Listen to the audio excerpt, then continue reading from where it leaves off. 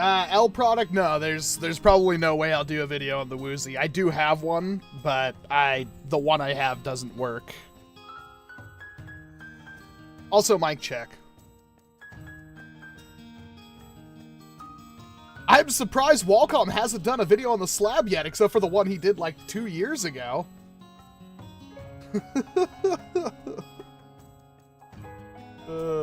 Never change, stream chat, never change.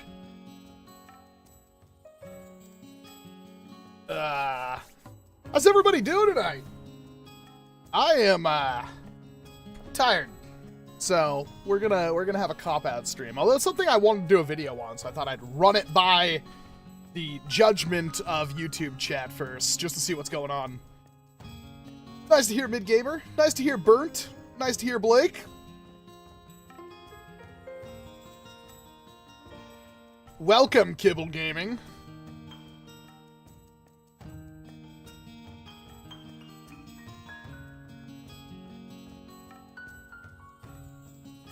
I thought you said you weren't gonna be here, David. Been a long rainy day up here in Seattle. It's been kind of drizzling off and on, I guess. Did I finish the blaster? I have the parts printed out. I have to take the whole thing apart, and I've been working on a completely different blaster, which I don't even think I can show you, because it's gonna get chroma keyed out. But I have a whole nother blaster I've been printing, working on. One hyperfixation to the next. Oh yeah, it is May the 4th. Power to those who celebrate. Have I seen Hasbro stocks this week? No, I don't really pay attention to the stock market. Is it bad?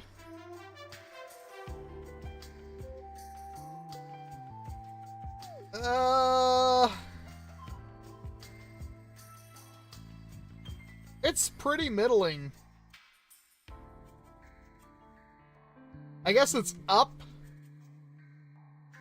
a little bit from earlier this week, but overall it's down since last week. And it's down as a whole for the month. But in the last 6 months, it's definitely grown up. May the Schwartz be with everyone.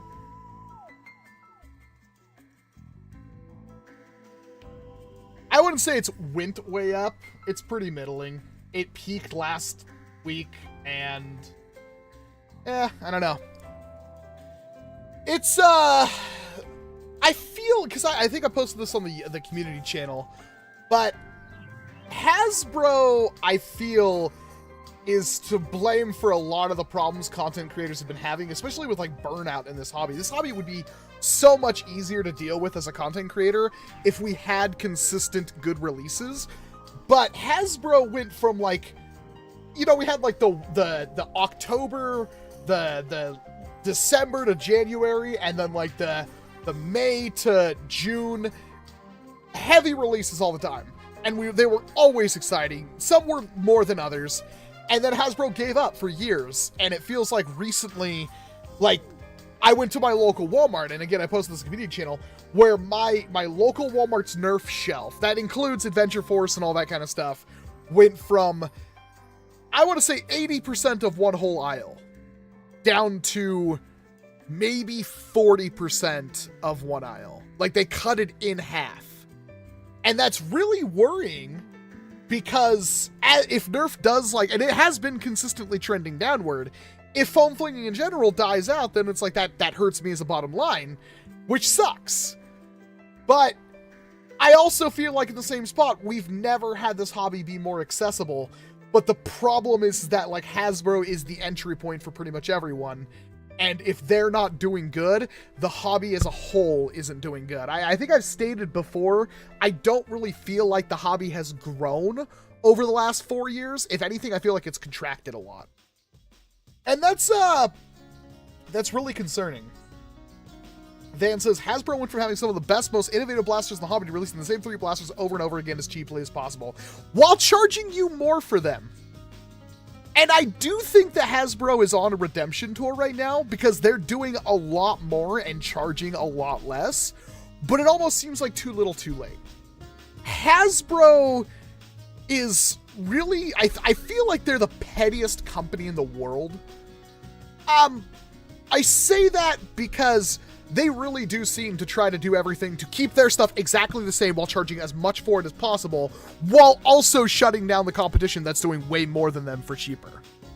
And there's a lot of things I want to kind of talk about because there's important aspects of this ecosystem that I feel aren't talked about enough. And it's stuff that I want to do videos on, but I also have shied away from doing the talky videos because I don't feel like they do that good in the YouTube ecosystem anymore, which is a shame. I know I shouldn't cater my content to how YouTube does stuff, but unfortunately I have food I need to eat, and keeping up this massive peak physical frame is not cheap. I'm joking. It's fun. But one of the things I saw come up recently that absolutely infuriated me, there's two different comments I saw. The first one was, and it wasn't just my channel, I saw this on a couple of others as well, related to the Nexus Pro X. Oh! Okay, it's built for it. A lot of people were saying, this is why I quit the hobby, because good stuff keeps coming out and replacing the old stuff. And those are the kind of people that you want to just kind of like slap over the internet. So this, if you do not know, is the Nexus Pro X. And it is pretty much one of the best blasters that's come out in a very, very long time, for a variety of reasons. This is the sequel to 2020's Nexus Pro, which was also one of the best blasters that had ever come out before it, and it feels like Dart Zone has been struggling to recapture lightning in a bottle since the original Nexus Pro. But it goes without saying that the Nexus Pro X offers you unequivocally right now the best value for money in the hobby. And we thought that was the Longshot X, and it was for very months. And the Longshot X, or the X-Shot Longshot, the Long X-Shot as we've called it, is still a phenomenal blaster that you can very easily pick up today, and it would still be able to do everything you would want a blaster to do with very little TLC. The reason why this thing is loved so much by so many content creators is it does everything, it does pretty much everything perfectly, and it does it all at an affordable price, and this is one of the first times we've gotten a hobby-grade blaster on store shelves that there is no compromises in this design. So if you're confused why everybody is shilling like they've been paid off by Dart Zone, even though Dart Zone has not said a single word to me as a content creator in this hobby space about this blaster, they don't email me, they won't even send me pictures of the blasters used for thumbnails. This is all stuff, they have not said a word to me since I did the Nexus Pro, or the Mark IV video. They have literally not responded to emails I sent them, nothing. They just don't. I wanted to do a video on the Stratus, the gel blaster minigun thing. It's gone now. I didn't even get one, and I asked like 3 or 4 times, hey, can I get one of those to do a video on it? So that tells you how good their like marketing PR stuff is. It's absolutely atrocious. This is still the best. I can't recommend a blaster more than I can recommend this one, because it is a super smooth pump action. It is a super powerful blaster, and it's a super accurate blaster because it comes with the B-car. But I'm seeing more and more people come out of the woodwork. It's like, this is why I quit the hobby, because this makes my Nexus Pro garbage. And I hate that comment, because it is the most brain-dead comment I think you could post on the internet when it comes to our hobby. Things have been too good for too long, because for the 10 years prior to the Nexus Pro, you would have to make your own half darts or buy worker darts, which weren't even around for that much before the Nexus Pro, off like weird random sites off the internet, like NF Strike and all that kind of stuff. You have no idea how good we have it now, and yet I feel like the hobby's at the lowest it's ever been. It's freaking weird. Well, the entertainer has it, ignore me. Oh, no, it's X-Shot Longshot's literally on my Walmart store shelves, which is the first time I've seen it on store shelves at Walmart. My Firefly lived a few days ago, and I love it. Thanks for making an awesome video that persuaded me about it. Dude, the Firefly is awesome. It's some of the most fun I've ever had in a Nerf war is using my Firefly. Hey, Xbox. Wait, people are actually complaining about a company that is improving their products. Yes, because there's some brain-dead thought in people's heads, right? That they bought a thing 20 years ago, and it should be the absolute best there ever was. It should never, ever not be the best.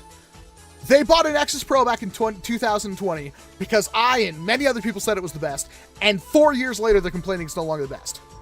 And I can't imagine that thought process. So, let's talk about this, right? I think it's important that we have a very valid discussion about this whole idea, because I have another comment that absolutely infuriated me that I want to talk about. But before anything, let's crack open our official stream Baja Blast Zero Sugars, because we have to. Does anybody here have any idea off the top of their heads how many pump action magazine fed primary blasters are out there right now that can hit 200 FPS? And I mean the platform, not just whatever. You can get a Retaliator to hit that. The Retaliator is from 2012. We've been able to get 200 FPS Retaliator since like 2015, 2016. Just think about how many there are.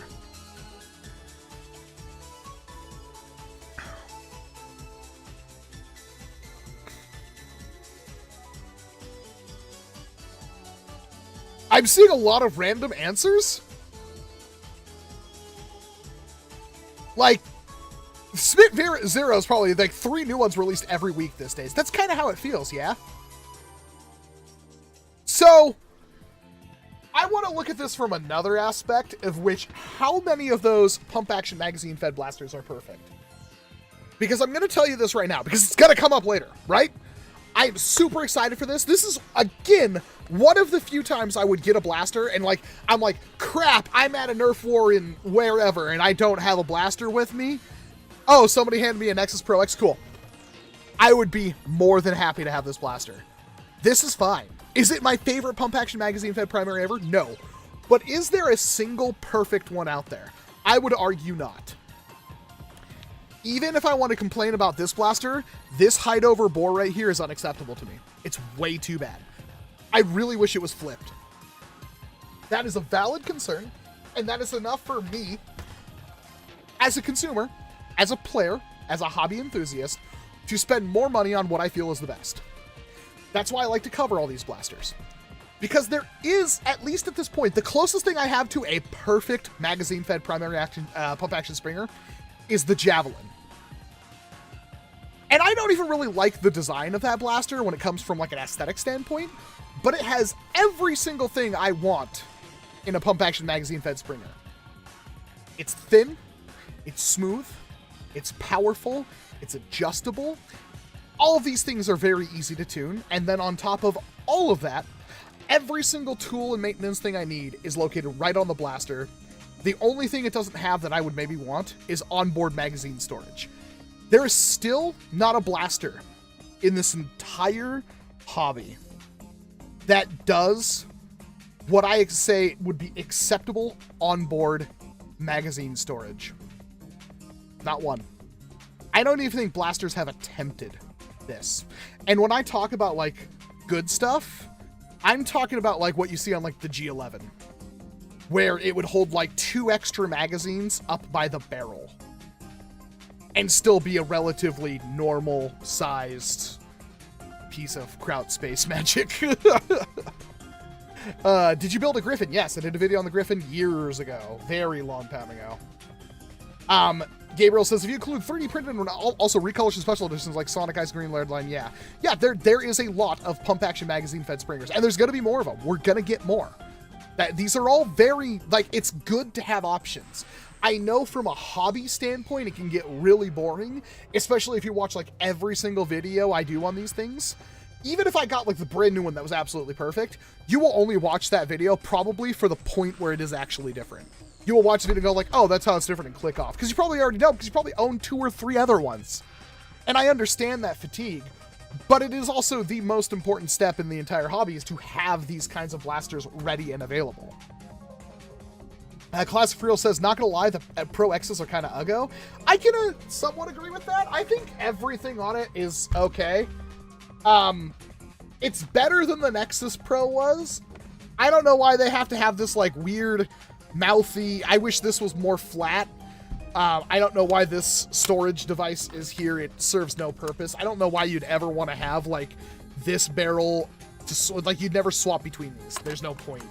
Like, there are little nitpicks I can say about this blaster, but whatever nitpick I have is absolutely destroyed by the fact this thing's $50 and better than anything else you could buy for almost $100. That's fair. I would still say, like, I think the X-Shot Longshot X is more fun and enjoyable to use. I think that's a better blaster. If they were to make a $50 Longshot X, I think it would absolutely destroy the Nexus Pro X. What kind of grip is on it? This is, I don't know what grip this is, priming grip wise. This came with my War Saint in the package from, I think that was Monkey Mods. But it is an injection, well, I guess it's what's the material? Not Delrin, but it's a different plastic than what came. It's the same design that's on the Tryon. It's just, this is the more official version. And I like that a lot because when I prime, I generally mainly use that finger. So that's how I like to grip my blasters. I don't like choking up like that. I prefer to have it like that, which is why I can get by with things like the Javelin. People don't like the Javelin's grip, but that's how I like to prime my blasters. I don't want to have a death grip on my blaster. I want to be able to just do that. Nylon, that might be it, King. Dude, I have a pair of those headphones that are completely awesome. They are, except for the microphone is garbage. I don't know why headphones can't get microphones right. Yeah, pink and purple. Not sure if someone deserves a raisin on that one. I like purple and pink, so tough luck. Have you seen the new blaster I've been working on? I'm going to start printing it tonight. I don't think I have, Vulcan.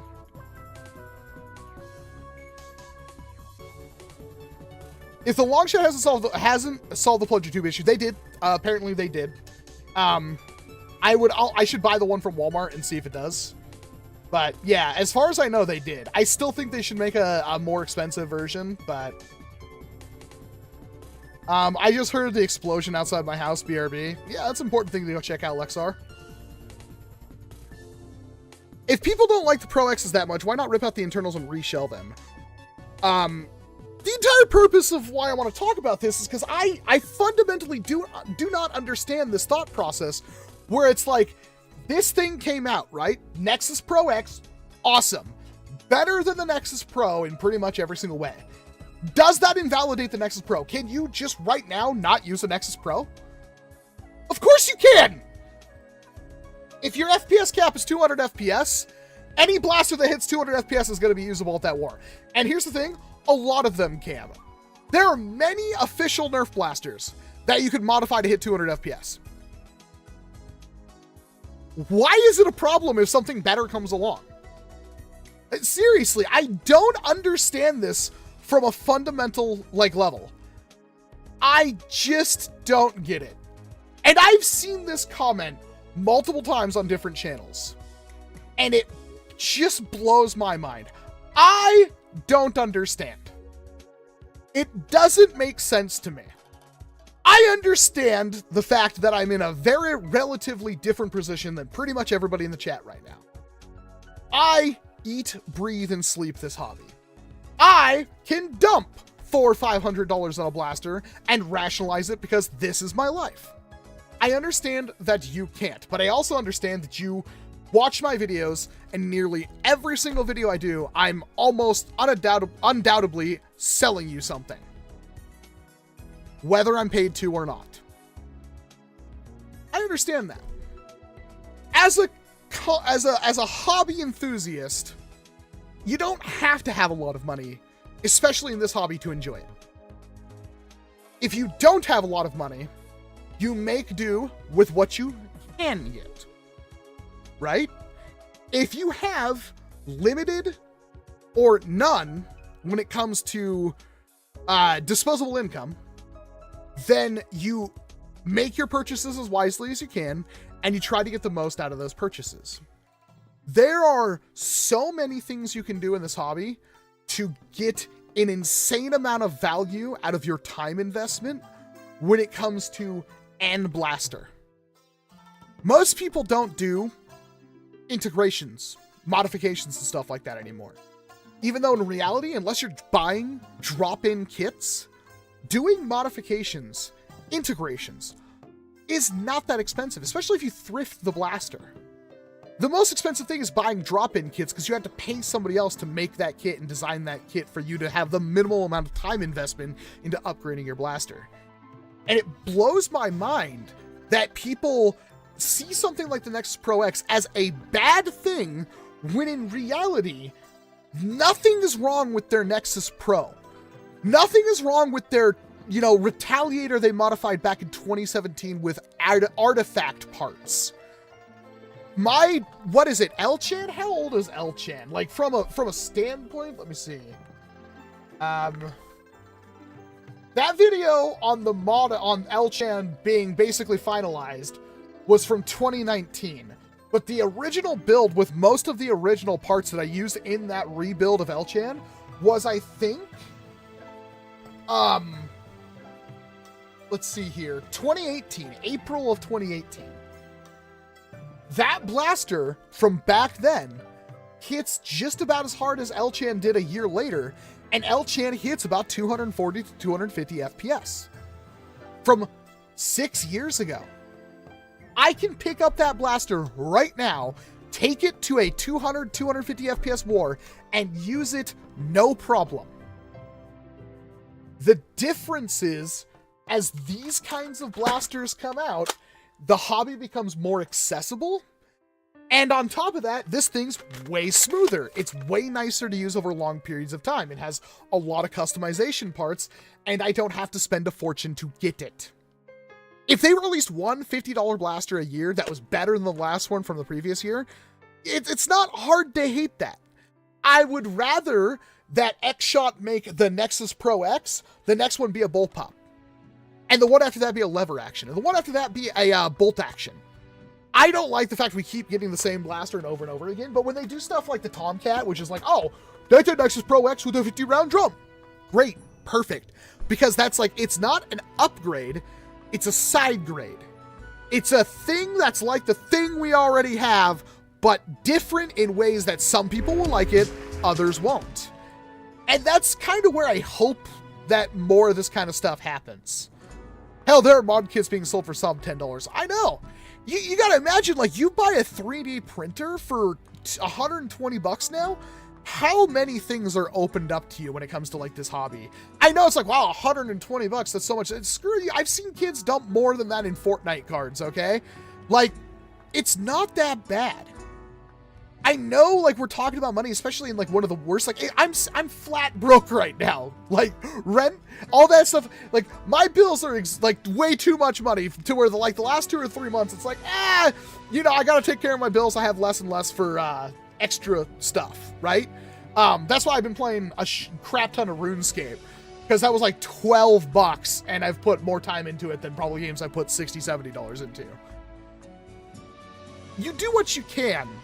And like with a 3D printer and stuff like that, your money goes a lot farther. I think we talked about it. In fact, I can do a search on Amazon right now. Like, you can get a 3D printer that will print within 10 minutes of opening up the box and print pretty much flawlessly for like $150, $200. That seems like a lot, and it is a lot of money. For some people, it's a life-changing amount of money. But this is a hobby. This isn't a necessity, and you don't have to have a thing. But if you want to get into a thing, and you want to get more out of a thing, I still say a 3D printer is probably one of the best things you can buy in this hobby. I don't know of a lot of other, and this is talking like brand new. This isn't even talking about going on to like Craigslist and finding somebody who bought a printer and barely used it. Because there's a lot of those as well. You can buy a secondhand 3D printer. But you can get an Ender 3, Anycubic Cobra 2 Neo. I think the Cobra 2 Neo is actually really good. A Cobra 2 Neo right now is $160. That will print every single blaster you've ever seen me show off on this channel. Thank you very much for the $1 super chat, Oak City Gamers. No, you don't have to give me anything, Oak City Gamers, but thank you. The point is, like, I don't want to sound like I just did a video on like an $850 blaster. I had no idea it was that expensive. None. No clue. Right? It was like, the guy sent me a picture of him holding it, and I was like, well, it looks like a cheap Chinese thing, but also looks cool. Does it take shells? Oh, it just takes straight darts? Yeah, I'll take a look at it. And then I was asking Tag, like, what is this blaster that I have? I don't know anything about it. He seems to know all about these, like, everything obscure in this hobby. He's like, you have a G4? I'm like, I don't even know what that is. It's like a $900 blaster, dude. Are you freaking kidding me? And then I do the video. I hear so many people that were like, this is why I quit the hobby, because things are so expensive now. It's like, what about the G4 is a thing you have to have, right? I'm being as honest as I can be. Would I buy a G4? No. But I did buy an SBF, and that is a $500 blaster, essentially. And I bought that with my own money. I've bought $800 FDL3s. Granted, you guys helped a lot with that, but then I bought a second one pretty much on my own. All of this stuff, like, I get to do this because this is my life, right? But do I need a $500, $600 blaster? No! Hell no! Do I need, does blah, blah, blah, Jeff Bezos, does he need a $400,000 car? And he probably drives something worth millions. Or he might be like Mark Zuckerberg and drive like a Prius or something like that. You know what I mean? Like, you don't need to have this thing. Now, it's okay to want a thing. It's okay to have goals to want a thing. I hope to someday get my hands on that Soul of Chogokin Liger Zero and all of the armor sets for it. I hope to do that within the next 2 or 3 months, because the longer I wait, the less attainable that thing's gonna be. And if I miss out on having that thing with the Panzer unit armor on it, I'm going to never be able to sleep ever again. I have to have it. But that's like an $800 purchase. It's not gonna happen overnight. I'm gonna have to make terrible financial decisions to buy that toy. I'll probably have to sell more stuff. But the point is, like, you don't have to have it, right? You don't have to have the Bugatti, right? You don't. And I saw people who were like, this is why I stopped playing Nerf, because everything's so expensive now. It's like, you're saying that. You're saying the $850 blaster is too expensive, and that's a bad thing. When, like, the week before I did the video on this, which is, like, the best budget, even if you can't afford this, there's a long shot, which is 30. Right? Can somebody explain this to me? Aaron Bay with a $5 super chat. Thank you for letting me pop your super chat cherry, by the way, Aaron. I have a fixed X-Shot plunge shot. The plunger tube just cracked. I'm going to buy a metal plunger. Really? How do you know you have a fixed one? Did you measure the internal thickness of the wall on the plunger tube? I bet you if you asked X-Shot, they would send you a new one. I'm willing. I mean, again, it's not like an aftermarket plunger tube is that expensive, and I mean, no doubt in my mind, it's like, yeah, just spend the $30 on a long shot, spend the extra 10 on the plunger tube, and you'd be happy. Bye. Walcom, you're just doing social commentary now. People complaining about them paying to win because companies raise the bar, so they have to pay to win. That's the thing, Mai. There is really no pay to win. I could have the best blaster in the world. Some overly aesthetic 12-year-old with a Maverick is going to be able to dominate me. I don't pay. I don't really pay to win, because I understand this very simple aspect that while blasters are important, it's not like gear in like in an MMO or something. Because the first thing we have is we have FPS caps, which keeps pretty much everybody the same thing. But even if you are a very have a lot of budget, right? You can buy the best stuff. Unless you're a really good player, that's only going to get you part of the way there. Excuse me. Eliel Tuya. Hey, just coming back to Nerf after leaving for a while, what would be a recommended inexpensive pistol-style blaster that could be a plinker at the same time and still be good enough for small wars? It kind of depends on what you're looking for, Tuya. If you want something that is a springer, it's not like a dedicated sidearm kind of thing, there's tons of options. Fire Rat is probably one of the better ones. You might be able to find an inexpensive Dart Zone Pro Mark II or 2.1. Those are all really good, right? You don't have to go out and buy, but even if like you wanted to go for like what is one of the better setups you could buy right now that won't break the bank? You can get a worker Nightingale, right? Nightingales are 80, 90 bucks plus a lipo if you don't have one, plus a charge if you don't have one. So you might be like $130 to $150 out the door. And then you have the lipo and everything for future blasters and the whenever you get those. But now you have like what is one of the best sidearms you can get in the hobby. If you want to go super hard, there's the Diana. Those are like 200, 250. If you want to go stupid hard, there's options for stupid hard. Meet the Pew Pew. Does anybody need a Pew Pew? No! No! Do you want one? Probably.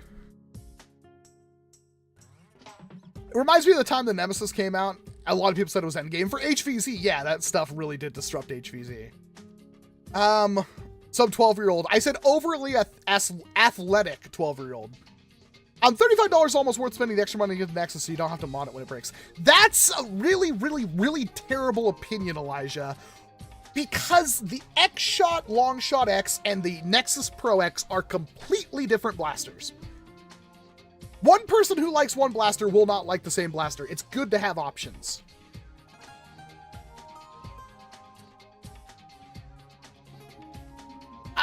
There never was, not in games either, says my. Those are people complaining about the Nexus Pro replaced the old one. So I got a lot of flack on this back in the day too, right? Because I was super excited for the Nexus Pro. You have never seen me use an Nexus Pro in like a war. You will never find me using one. Heck, you probably will never find me using this one, even though I actually took the time to kit it out to make something that I thoroughly enjoy. Why? Because I have things that are way nicer than this that I like a lot more, while doing exactly the same stuff this one. I own a Saber M20 for crying out loud. But does something like this boy, does this ruin the hobby? No, not even close. This is literally a flex, I think, at this point. It is super fun, but does this ruin the hobby? No. The only way it ruins the hobby is if you absolutely had to have this blaster and it just costs too much money. But even if you wanted the Kingsgate loading, there will be blasters out in the near future that will have that. I already know of a 3D printed one that's coming that uses the exact same Kingsgate style. Now, will that replace a slab? No, because the slab's magazine fed and some people like that more. See what I mean? Like, it doesn't replace it. The only way it replaces it if it's the exact same blaster shell, but does all this different stuff internally that completely just rewrites the original. Titanic Monarch. I really been seeing more nonsense, and I worry about the hobby sliding more into performance obsession. It has literally since day one been performance obsession, Titanic. It's always been performance obsession. Every single time a blaster is released, people want it to be the most powerful, the most accurate, hold the most ammo, and fire the fastest. Every single person wants that. The difference is we all have limits on what we want, right? We all have a diminishing returns, essentially. If a 500 FPS blaster came out tomorrow, yeah, I'd want that. I'd play with that. I'd say it's freaking amazing. If it was the 17th 500 FPS blaster, I'd be less inclined to care. The same thing on if there's a 550 FPS blaster. There's from like past 250 FPS, there's way more diminishing returns on the foam dart that makes it pretty much like 350 FPS is like not even fun to play in my opinion. And then if you go like 400 FPS is super awesome. But it's funny because like 400 FPS doesn't even fire that much farther than like 250 FPS. Because the faster the foam dart goes, the more air resistance is imparted to it. And since it's a lightweight projectile, what winds up happening is that, like, while it does go farther, it's not like, oh, a 400 FPS blaster fires double the length of a 200 FPS blaster. No, because air resistance hits that dart faster. And thus you get a marginal performance increase. The difference between 150 and 200 is massive. The difference between 200 and 250 is pretty minimal. The difference between 250 and 300 is like negligible. Hey, Illinook, nice to see you. Thanks for coming out, buddy.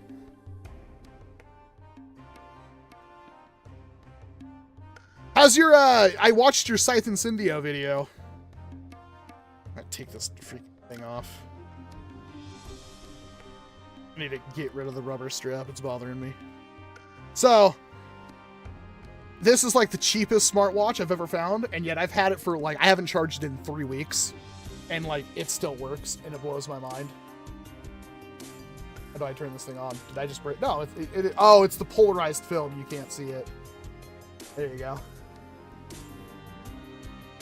Blows my, I've never had a watch, like even this thing, the one from Starfield, like only lasts like 3 days and it's done. You kind of want to make me get into short darts. Short darts are awesome. How do you feel about the use of Nerf as a substitute for airsoft? I love that idea. I think a lot of people, especially airsofters, it's not going to fix the diehard milsim people, but I also feel like they're about like maybe the most immature there is. But I feel like a lot of airsofters who like the game idea will absolutely enjoy foam flinging.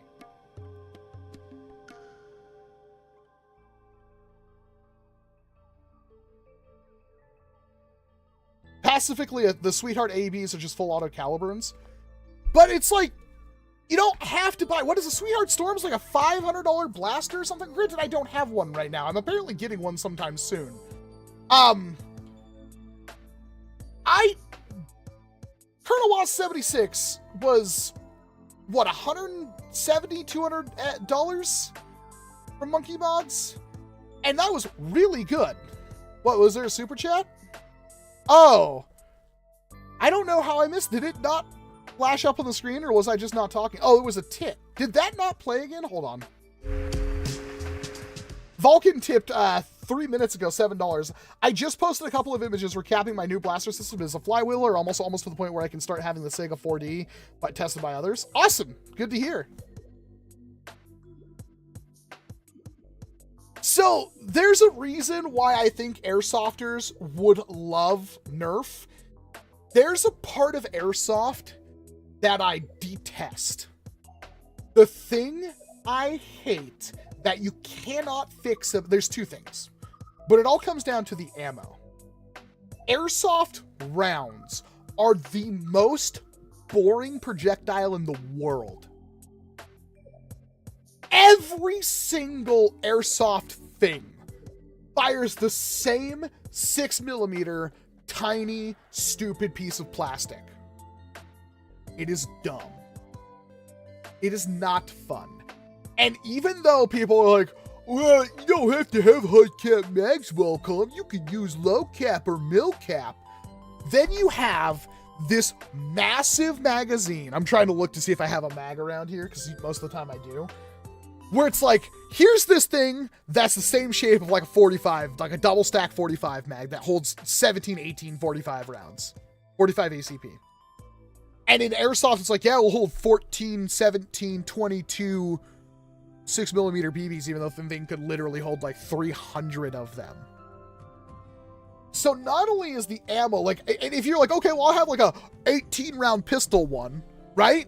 Well, then on you is going to be one of those quick fill syringes that holds a couple hundred that it's like, oh no, I got to reload. You pull out your mag and just go, you pull out this little thing and just go tap, tap, tap, tap, tap, tap, and put it back in and it's fully loaded. Right? Like, even if you're like, I'm using military simulation cap, you're still, anybody can hide one of those little syringes on them that holds hundreds of rounds, and it's not a problem. You can hold tens of thousands of airsoft rounds on you at one point, and it does not, like, it doesn't, you wouldn't even notice it. You can't do that with Nerf. You cannot. each one of these rounds, right? Each one of these foam darts is this big. And then on top of that, you have to make sure these things are perfect. Because any degradation to this dart affects your performance massively, right? So you can't squish 300 of them in a tiny box and hold it on you. Ammo conservation is the biggest thing in NERF, which is why full auto in NERF is garbage. Full auto NERF is practically useless. There's another reason why I love 200 FPS as like the standard cap. Because even if you got a Prometheus, a Proton Pack, whatever high performance rival you want, the max that thing will hit is like 130 FPS. When you have 200 FPS as your cap, that 130 FPS 400, 500 round nonstop firing thing is going to be amazing, right? You're still going to regularly be outranged and out-engaged by a $50 200 FPS pump action Springer, which balances the game a lot more in my opinion. Full auto is good as an emergency sidearm. Well, yeah, there's always going to be something that's good in specific situations. But at the same time, a lot of people want like 50 round drum mags. Like I have a couple of them. They've never worked well for me. That might be something more on my end than it was on Ezekiel's, but all 3 of my 50 round drums do not work. They're either too tight on the dart or too loose on the dart. Even then, those mags are massive. They're like the size of my head. You would never actually use those. And even then, drum mags exist in real life, and rarely are they used. They're very particular things for very certain situations. I like the fact that while we have the option for 40, 50 darts per second full auto in NERF, it is almost entirely gratuitously useless. It's not that you can't use it. It's that if you're going to make the decision to use full auto NERF, you're going to be giving up a lot. And there's fundamentally different playstyles when it comes to full auto and single shot. And you will notice that it's just like nowadays where it's like lever action. If you've ever used a lever, if I hand you my Henry 22 and I hand you a 1022, a Ruger 1022, they're the same weapon firing the same caliber of round. But you can dump the trigger as fast as possible with the 1022, and with the lever action, you gotta. But there's different things in your head as you use these weapons that can make you go, oh yeah, I like this one more than the other one. You prefer a certain thing because of reasons. When you lever action, there's just a feel to it where it's like you gotta make every single shot count, as opposed to click, click, click, click, click. They're different things, but it's like if I were to like run and gun, do you think I want a lever action while running and pushing a target? Hell no. No, I do not want that. So there are differences for literally everything, and that's the thing. Everybody's like, oh, this blaster's, it's replaced now. It's useless. I hate it. I hate NERF because my favorite blaster was played. No, it hasn't. Almost everything has a place, and if you want to be pedantic, the Nexus Pro can use full lengths. The Nexus Pro X cannot. Right there. Boom. There's your main difference between the two blasters. While to me, the Nexus Pro X has fundamentally replaced the Nexus Pro in every single possible way, right? The Nexus Pro still has its own place for certain people. Just like the long shot from X Shot is gonna have different uses to it than somebody who likes the Nexus Pro X. Even though you can have both of them hit about the same FPS, they both have slam fire, they're both relatively compact designs. One's a bullpup, one's not. One can shoot full lengths, one can't. Like, there are gonna be reasons people are gonna choose to like one thing over another. Mai just says, I never liked full auto. A responsive semi-auto that you can shoot as fast as you can pull the trigger is almost always better. This is somewhat true. Mai, you are not wrong, and that's a good thing that you know what you like. There are so many situations where I'm glad, or I wished I had a full auto, because if you think you can spam that trigger really hard after running and pushing an objective, as opposed to somebody who literally just reached their arm around the corner and held down the trigger on their full auto and hit like 6 people, sucks. Full auto has its use. The difference is full auto is so situational and niche in Nerf, as opposed to semi-auto or pump action or lever action or bolt action. That's another thing. Gabriel just brought it up because I was just about to talk about it. The reason I like bolt action is to practice my accuracy. There are reasons to use bolt action and lever action over pump action. Even now, in real life, we still, like, granted, there are usually caliber reasons why we use bolt action over semi-auto and stuff like that. But nearly every single, semi-auto caliber you can think of, there's a bolt action variant and vice versa. Lever action, like, maybe not, like, but you get what I'm saying. Like, there's gonna be something similar enough to it, right?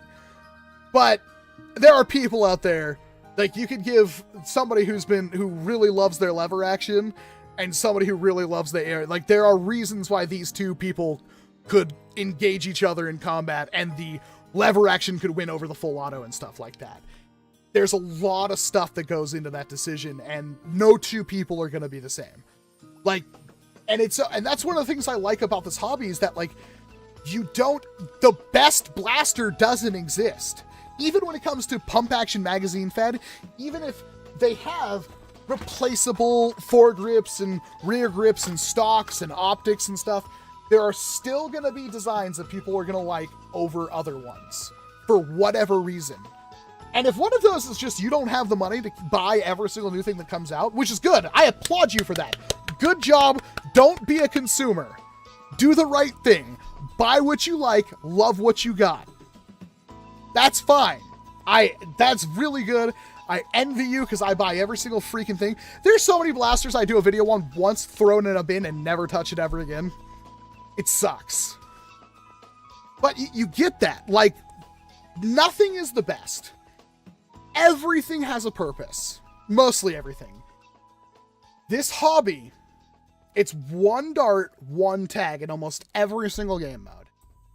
Everything basically has a use. From the Maverick and the Jolt, to the Moose, to the Ranger Series Sniper, and so many different ammo types, so many different ways to fling foam, is the reason why this hobby is so much fun. Comparing it to something like Airsoft, where you have the one thing. Now, if you want to play real-life Call of Duty and having that realistic analog to a firearm is what you have to have, Nerf is not going to scratch that itch. You can get close with a lot of them, right? But you're not going to get the exact same thing. And I do feel like that's a big allure for some people with Airsoft, obviously. But if you actually care about the game and how it's played, you are going to have more fun with Nerf. Even at the point where getting that first shot accuracy, no matter how good of a blaster, no matter how good of ammo, no matter how good you took care of that blaster and that ammo, there's always a degree of luck. It's like, I want to say 10% of every shot fired in Nerf is up to luck. Some people hate that, but it's not bad enough to where I think it's like, it has to fundamentally be changed. I remember Rust. They changed the recoil system in Rust to change the shot patterns and how recoil works and everything for every single weapon in like 2018 or so.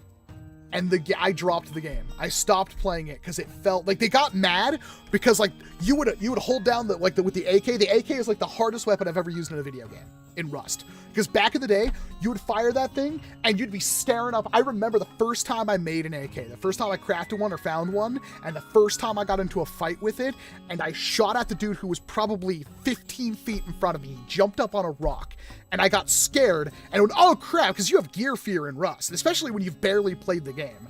And I was shooting probably more than half that mag right up into the sunset. because the recoil was so bad. And the pros didn't like that because it made random headshots happen. But I personally really liked it because it felt hard to control. And it was still had, even if you were like the best Rust player ever, it had that degree of RNG to it. And I think that's somewhat realistic. I think managing luck is a skill. Whether you have a lot of luck or you have very poor luck, managing that luck and mitigating your luck is a skill in my opinion. And NERF is really good about that. And I think that's another thing that's really fun about this hobby in every single shot ever.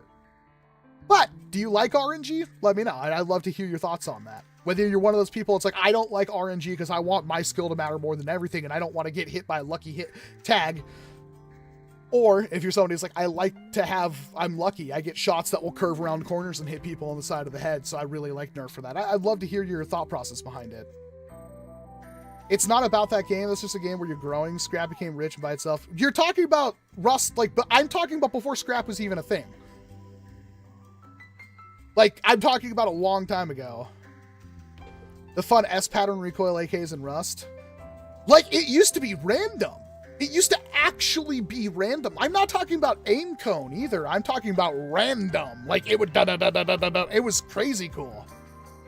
My niece saw the pew pew you had. She really likes it and thinks it's cute. What happened to it? I still have it. It's completely fine. It's literally sitting on my table right now. I brought it out when Solonus was here a couple of, like, last weekend. Pew pew is awesome.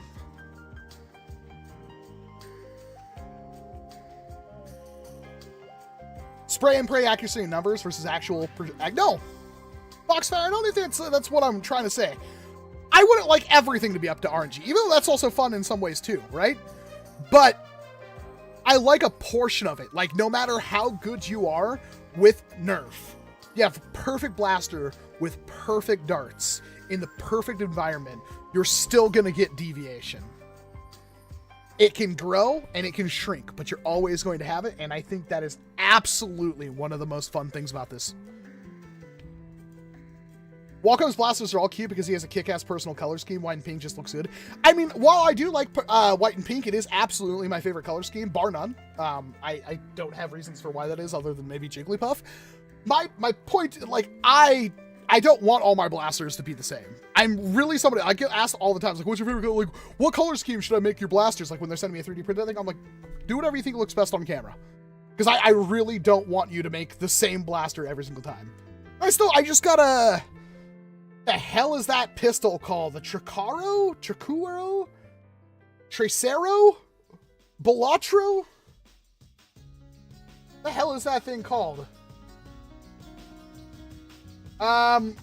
It's a new pistol. Tracer. Somebody just sent me one. And it's like, it was white and pink. Perfect. Hey, cool aloha. I was meaning there's enough variants to allow people to run different playstyles. I agree. A bit of RNG is fine by me. I think that's a good, healthy take, Minley. I play D&D my entire life is practically right. Nerf blasters are nothing compared to the BS that happens. I think you meant luck, Yoda buddy. Excuse me. Hey, gotcha.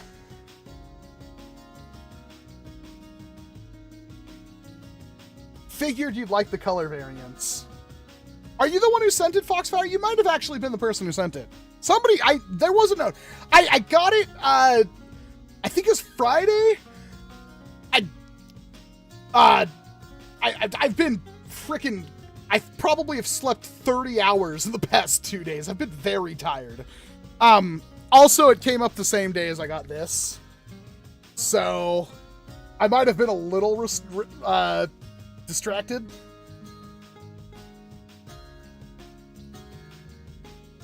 Of course, it's the new ghost camo. This is the BK-1s. Or is it the BK2? I literally don't know. I'm kidding you not.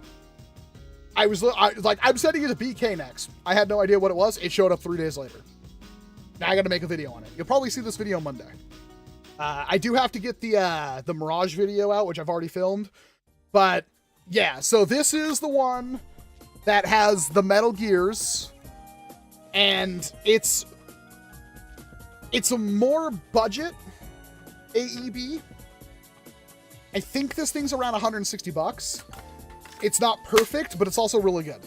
My biggest complaint is probably the mag, because not only is this like a really tight magwell, which is unacceptable because you can already see there's more than enough room in them for there to have this feed in properly.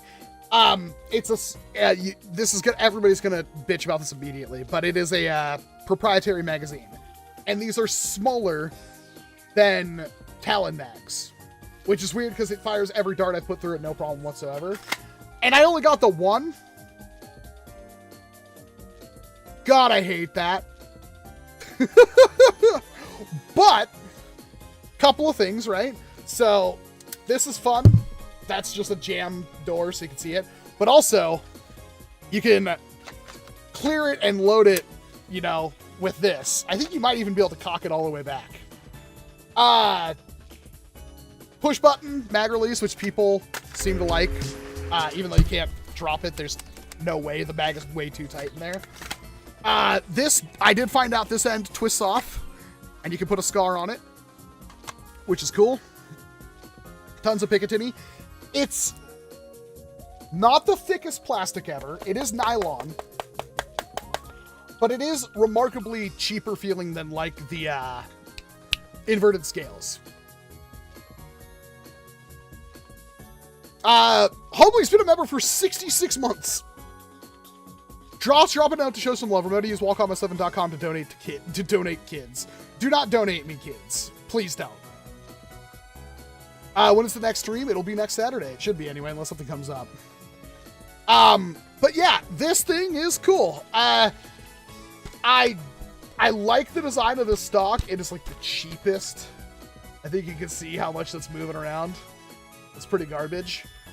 But overall, I think it's a cool blaster. I fired like 4 or 5 mags through it, and it's not the fastest, but it's also select fire. So you got single shot. You can also program the single shot to be a double shot, and then full auto and safe. Nice trigger, in my opinion. A really nice trigger, in my opinion. There are a lot of things I like about this blaster. As for the magazine thing, they seem cheap. So if that thing came out and the mags were $5 a piece, I wouldn't complain about the mag situation. But I know people are like, oh, no, it doesn't use Talon mags, dropped. That's another thing that we can complain about in this hobby.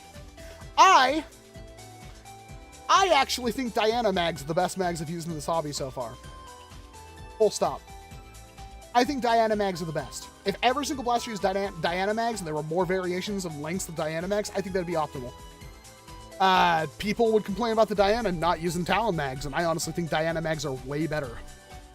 Gonna need a whole new paint job to bring anywhere. I'm gonna touch on that a little, Elijah. You guys can tell me if this is wrong thought as well. I understand that, like, obviously as a content creator, I should point out the fact that you shouldn't take that outside. But I've also watched dozens upon dozens of airsoft videos, and they never talk about, oh, don't take this outside to a park or anything and shoot each other because it looks like a gun. I think it's kind of a stupid thing to talk about. You should know. Am I wrong? Because even if I say, oh, you can't take this anywhere because it looks like an M4 or an AR-15 or a Honey Badger or whatever you want to call it, at the same time, I can show you 100 AR-15s with Nerf and Nintendo and all sorts of cutesy colored paint jobs that don't look like firearms. I honestly think that should be illegal. And I say this, and I know there's a Second Amendment person right there that just like coughed up their Mountain Dew and are unsubscribing as I said that. But the whole point is, like, you have to have laws in the US, right? For putting an orange tip on airsoft, on Nerf, all that kind of stuff. You can put the exact same orange tip on a firearm, and there's absolutely no laws against that. You can paint a firearm to be whatever color you want, and there's no laws against that. So we spend all this time trying to make our toys not look like firearms, while firearm enthusiasts are making their firearms look like toys. And there's no laws against that. And it's really, really dumb. At the same time, when I see, you know, a Scar H that's Nerf colored, yeah, that's freaking cool. Like, even anybody in this chat right now would be like, wow, that is really freaking cool. But half the time we'd be like, well, I can't say that out loud because people are going to think I'm a freaking moron. They're going to think I'm a traitor to the hobby. But we all think that's cool. We just wish we could do it in a safer way. We wish the world was a safer place so this wouldn't be an issue to begin with. But it's not. So at the end of the day, we know it's wrong. We know it's bad because we know it's not a safe place to do that kind of thing. The world is not how it should be. And these things are inherently unsafe because of that. And it sucks. I'm not saying that people shouldn't be able to paint their firearms. I'm just saying that, like, in terms of safety, especially when the world is inherently unsafe, maybe we shouldn't be able to do that until we figure things out. It's my hot take, though, and I'm somebody who's full Second Amendment. I'm also not one of those people, because I guarantee you there's somebody right now that is screaming, unsubscribing. They quit out of the stream immediately and are screaming, shall not be infringed! Shall not be infringed! Walcom, you idiot! Shall not be infringed! Those people are just morons. I'm sorry. This is the whole idea that, you know, we could talk about things and be civil and listen to each other's points, because that is something that absolutely is something that can be talked about and discussed. This is just my opinion, and I make those opinions based on my own personal experiences. A fire enthusiast made a video bragging about 300 blackout sniper painted like Nerf. It's gonna happen. There's more than one. Some dude camouflage their Glock as a Nerf. Yeah, I've always seen that. Do I really think that person, well, maybe they were trying to legitimately hide it when they saw the police knock in, but it's like, I wouldn't put it past if I had an AR-15 that looked like a Nerf blaster. But I don't have kids either, so it's completely different.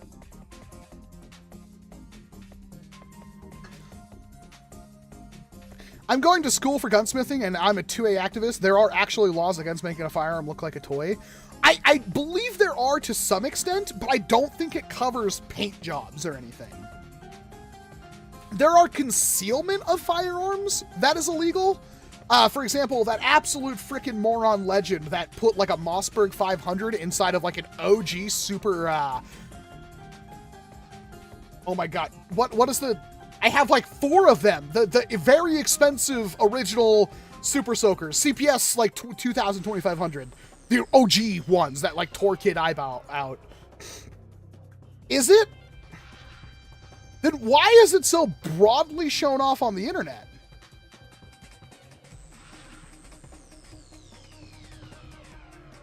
Interesting.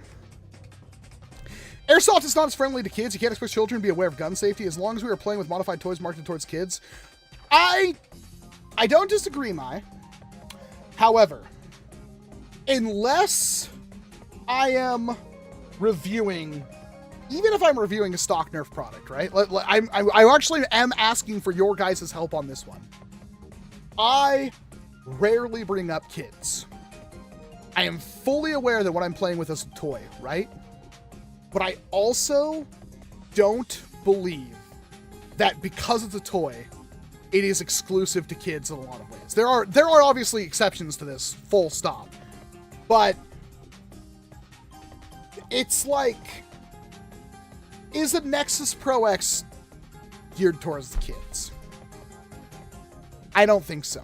And also, a lot of the events I've been to, like I was at Ragnarok Oktoberfest, there was like no kids there. When you see a picture of an event, look how many actual kids are there. Very little. Adults out populate the kids like 10 to 1. I look at things for a hobby standpoint, and I don't think of kids when I do that. Which is why I've gotten a lot of flack over the years for my videos. Because, like, I'll take, oh, it's for kids, Walcom, it's for kids. Oh, it's garbage, it's for kids. And it's like, that's not fair. Because, like, I don't think kids are stupid enough to like actual garbage. But at the same breath, this is one of those things where it's like, it's cool when something is friendly towards kids. But at the same time, I don't think it's fair to look through the lens of everything as a kid's or for kids, when I think there are more 13-year-olds that play with Airsoft and Paintball than Nerf. Like, it's insane. I also don't think kids can't have fun, and I think kids are the biggest driver of high performance. They always want more accuracy. They always want more firepower. That's just inherently a kid thing to want. But I really don't think it's fair to constantly bring up kids when it comes to this hobby, because in my experience, while I know there are a lot of kids out there, at the same time, I don't structure my videos towards them.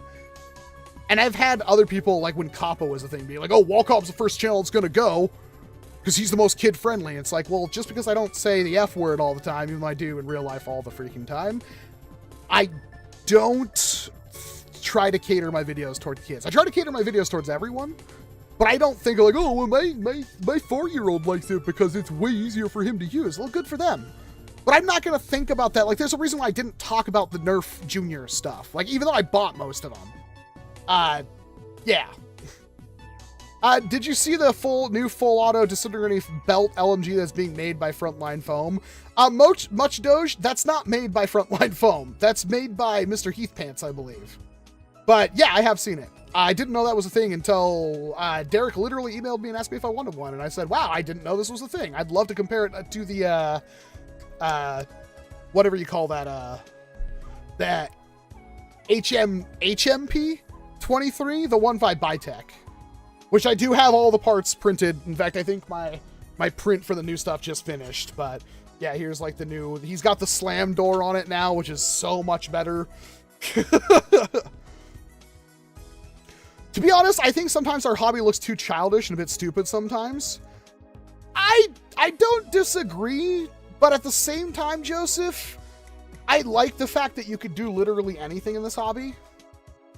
I think the added, oh, all of this stuff in this hobby, you can do super military, tactical, cyberpunk, all these other aesthetics in one game mode. Kind of like Fortnite in a way. I think that's really cool if this hobby can do that.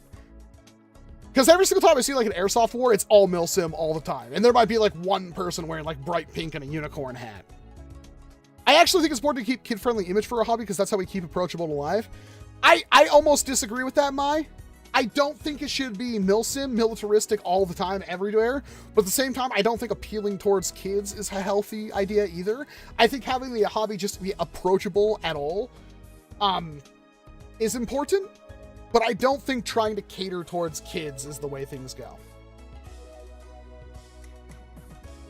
Like, I just don't think that's the way to go. Nobody's saying anything about kids being in the hobby. I'm just saying, like, you shouldn't cater the entire hobby towards kids. People have their personal taste when it comes to hobby. Designs are so varied that there's something for everyone. I agree. And I really don't think it's fair that we constantly... God, can I complain about how much I freaking hate the Nerf Reddit?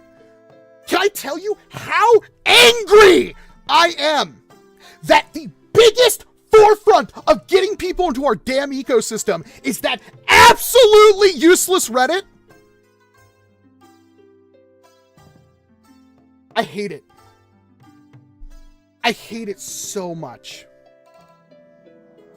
I'm so angry about the Reddit and the state of that Reddit. I hate it. That entire freaking page needs to have every, like, all, I don't know, because I literally can't tell. All I know is I can look at the Reddit and go like, wow, I hate that Reddit. Every single post has an auto mod thing, and they have auto mod responses. So like, oh, don't use the term gun. Oh, don't use the term bullet. Don't use the term. I hate it. I hate it so much. There's a freaking, like, that is one of the biggest, whenever I look at like a game or a hobby or anything, I hate Reddit with a passion. Don't get me wrong. But it's the easiest thing to look at a Reddit page if there's one particular niche that you are interested in. It is the biggest way to gain news and get an idea of what this thing is by going to the Reddit. The bigger the Reddit is, the worse it's going to be.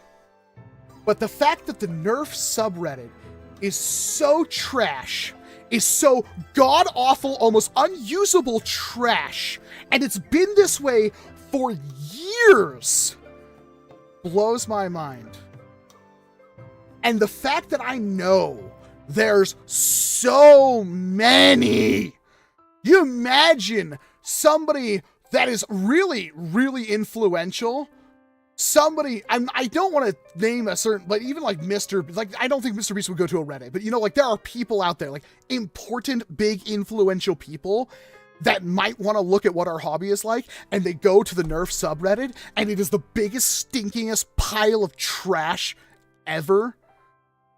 For no reason other than it seems like it's ran by like middle-aged Karen moms for every single aspect of everything. Like they had a modicum of control and power in their lives, and they put forth every single bit of that effort into protecting the I hate it. I'm sorry. I know that's a hot take, but I really wish that see, people are thoughts on Nerf Haven. I understand Nerf Haven now. I've come full circle because I hated Nerf Haven. Nerf Haven was awful. The thing is with Nerf Haven, it was so toxic, so unapproachable to post and ask questions and stuff unless you actually paid attention to Nerf Haven. The quality of posting on Nerf Haven is the best. There are, like, I can almost click on any thread from like 10 years ago on Nerf Haven, and it's pretty concise and important, and almost every single thing I will read as I'm scrolling down the page pertains to the topic and expands upon the topic and solves problems with the topic and all this kind of stuff. And then you go to the Nerf subreddit, and it's garbage. Now, to be perfectly honest, the Beyblade subreddit is one of the worst things I've ever seen in my life. Because it's almost like I don't know how to explain it. Like, there's a quality of posting that is non-existent. On the same point, there are other subreddits I hate for different reasons, and most of it is I just hate upvote culture in general. But there's just like, I'm not even gonna say like the quality, there's something I've struggled with my own life, right? Because I have the Discord, right? We have the Nerf Discord. And it's one of those things where it's like, I would love to try to filter out the high quality comments in the Discord, but I also don't want to shove anybody away from expressing themselves, right? Like, I think both of these things are equally important, and it's something that I personally struggle with, but what I try not to do is, like, while we are usually pretty good about memeing people saying blaster instead of gun and stuff like that, that's only because Discord is the worst. Discord is so bad about that kind of stuff, and I don't want to see that Discord disappear, but we're also like pretty lax on it. Like, we usually just meme. Like, we're not going to ban you for saying blaster. We are going to ban you for the, hey, how do I get my Nerf blaster to have a metal barrel and use gunpowder and shoot solid metal Nerf darts at people? Or Nerf bullets at people? Like, we get a lot of that too, and it's dumb. How many people we've banned because they're like, oh, I made the best drain blaster ever. It's the ultimate drain blaster. It shoots like, I don't have a chronograph, but it shoots like 3 miles. And it's like, it's the best. I call it the Kid Destroyer 9000. I just added a foregrip to my drain blaster. Oh, I'm gonna completely rebuild my drain blaster so I can get even more power. There are people like that. Like, they're just obsessed with like, oh, I found this thing that shoots a dart really hard, and that's all I'm obsessed with. That's my entire identity. There's a lot of this kind of stuff in the hobby. There's a lot of stuff all over the internet. It's all really difficult. But I think this, and I could be completely, I'm obviously going to be biased. There's no way for me to know. And honestly, I don't even engage with my own Discord enough. I hide in the secret club, and that's pretty much my entire existence on Reddit, or Discord. But on Reddit, I know there are really important people that have clicked on that Reddit and looked at the front page and went, nope, and clicked out and never engaged with us. Because that Reddit is garbage. That's my opinion. I really wish they would try way harder to clean up their act, but I also think they're people that absolutely would not listen to a single bit of criticism. And it's whatever. Again, I'm not going to say like my Discord is great. It's not even good when it comes to quality of posting and stuff like that, but I'm also like, even though it's discord.gg/nerf, it's still Fuzzy Walls Industries Discord. And for it to be more of like, even I'm in bigger discords for like major games and stuff like that, and they're still full of crap posting and everything like that. I don't know. I can't, but I just know that the quality of post and the stuff the auto mods and stuff do on the Reddit for Nerf absolutely infuriates me, because it's a pivotal entry point for our hobby that is worthless. Nice to see you, Graphite. I found out what sorting goods department of Walmart now sells all the gel blasters and gel balls. Yeah, those have been there for a long time, Tim. I mean, until gel blasters get, you know, destroyed, because it seems like they're going that way. Fallon, I refuse to use the Nerf Reddit because my post got removed for showing my 3D printers. Yeah, I remember you complaining about that, and that's honestly completely legitimate. Honestly, you can use your blaster to look however you want, but still, 3 re-steal, 5 me. That's totally fair. I think being vitriolic and toxic towards people that like milsim is the dumbest thing, especially... God, can we just agree to disagree on something really quick? We're playing with guns. We are playing with toy guns.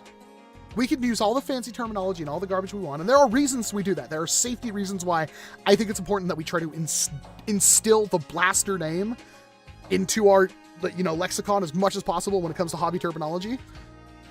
We're playing with toy guns. We're not pretending they're not toy guns, right? Right?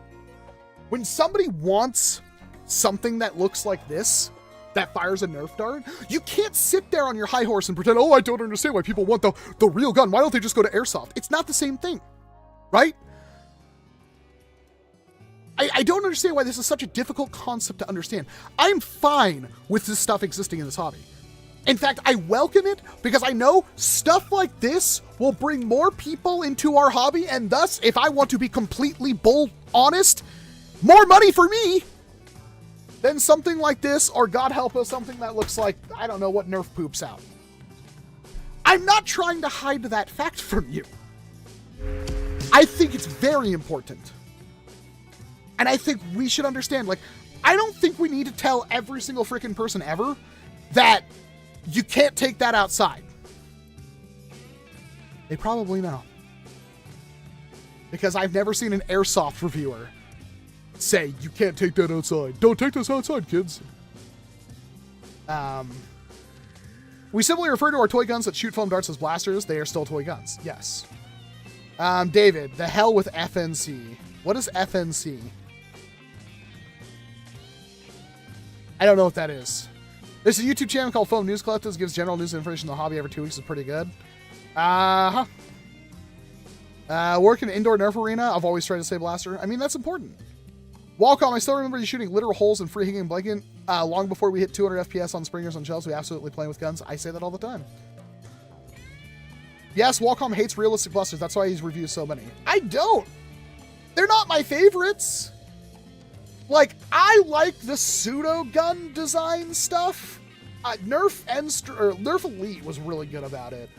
I don't think it has to look like it doesn't have to look like toy phasers all the time. I don't think those blasters shouldn't exist. But at the same time, I don't think they need to look realistic all the time. And also, I'm not afraid to see something that looks realistic, but obviously isn't realistic. Like, all this stuff can exist in my same ecosystem. I don't care. I like what I like, and that's fine.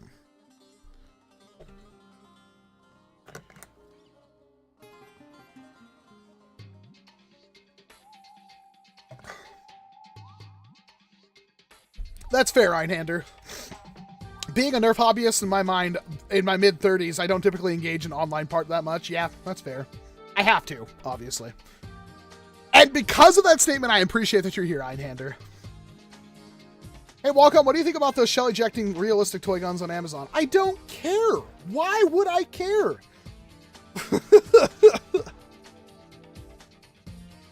You know, I'd like to see more of the fake wood furniture blasters like early Zombie Street. Oh, God, that's one of the things I love about it. Even though I think wood furniture on firearms is stupid as frick, it's cool. It's dumb.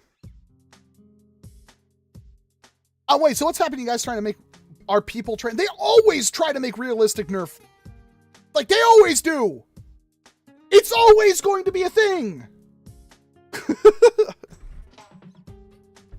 I really do enjoy the more sci-fi aesthetics for my blasters. I named my long shot Reaper after Doom. I mean, fair.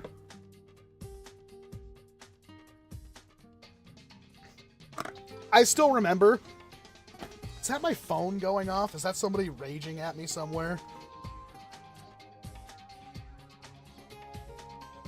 I always worry about that. Vulcan tipped $4 3 minutes ago. I seem to always miss this. Let's see if I can, maybe I missed the notification. Now I'm going to post my new blaster on Reddit just to see what happens. Picks the third preview, but what happened to the Rust AK you made? Oh, I still have it. It's broken in places, but I still have it and all the parts for it. Thank you very much for the $4 tip, Vulcan. I think every aesthetic is fine. I feel in my heart that this hobby's obsession, and I honestly, again, correct me if I'm wrong. I'm not trying to, you know, red pill Nerf talk or anything. I feel like a lot of people in this hobby dump on milsim and a lot of other stuff. They do it under the guise of, oh, I'm trying to protect the hobby and everything like that. But I honestly feel like a lot of people do it because they're just tired of airsofters, because especially as somebody who's at the forefront of this hobby, I've seen so many comments from, like, my Discord's been raided God knows how many times by hundreds of people that have been banned for, like, just pooping on Nerf. Like, Airsoft's so much better. Why don't you kids play Airsoft? And it's never bothered me. But the point is, I feel like this hobby, some people take that too seriously, so they go and attack Airsofters, like, why don't you play Nerf? And then they just hate everything that's milsim because of that. But because they find other people in this hobby that are the same way, they band together and make it a lot more toxic than it has to be. I feel like it's a power thing. I don't know. I more than welcome people who want, like, milsim in this hobby, because that's fair. It's funny because, like, doing the whole, like, hardcore, like, I'm super operator, bro. Gotta hold my blaster like this. It's the dumbest thing ever. It afters you absolutely nothing compared to somebody like me who will literally one-hand this thing and just shoot you from across the... Yeah, exactly. Military simulation is milsim.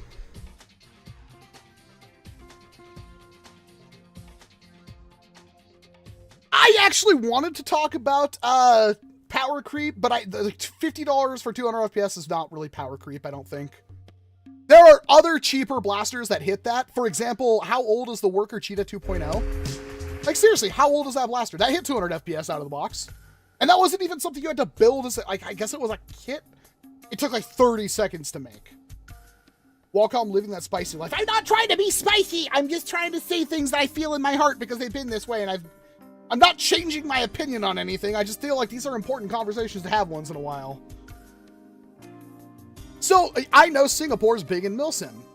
That is true, but also nothing else is legal in Singapore for them to get out of that outlet. And at the same time, it's not like they're like, oh, you're not wearing tactical gear and your SBL2 doesn't look like an AR-15. You're dumb. You don't belong with us. They don't do that.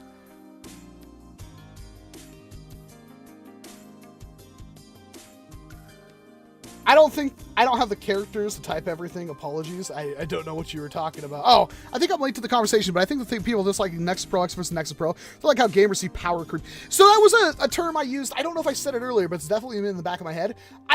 Power creep is when, like, imagine you're playing a video game. This is really common in gachas. Where it's like you get a character, right? That's the best character in the game. Let's say there's multiple characters you could use.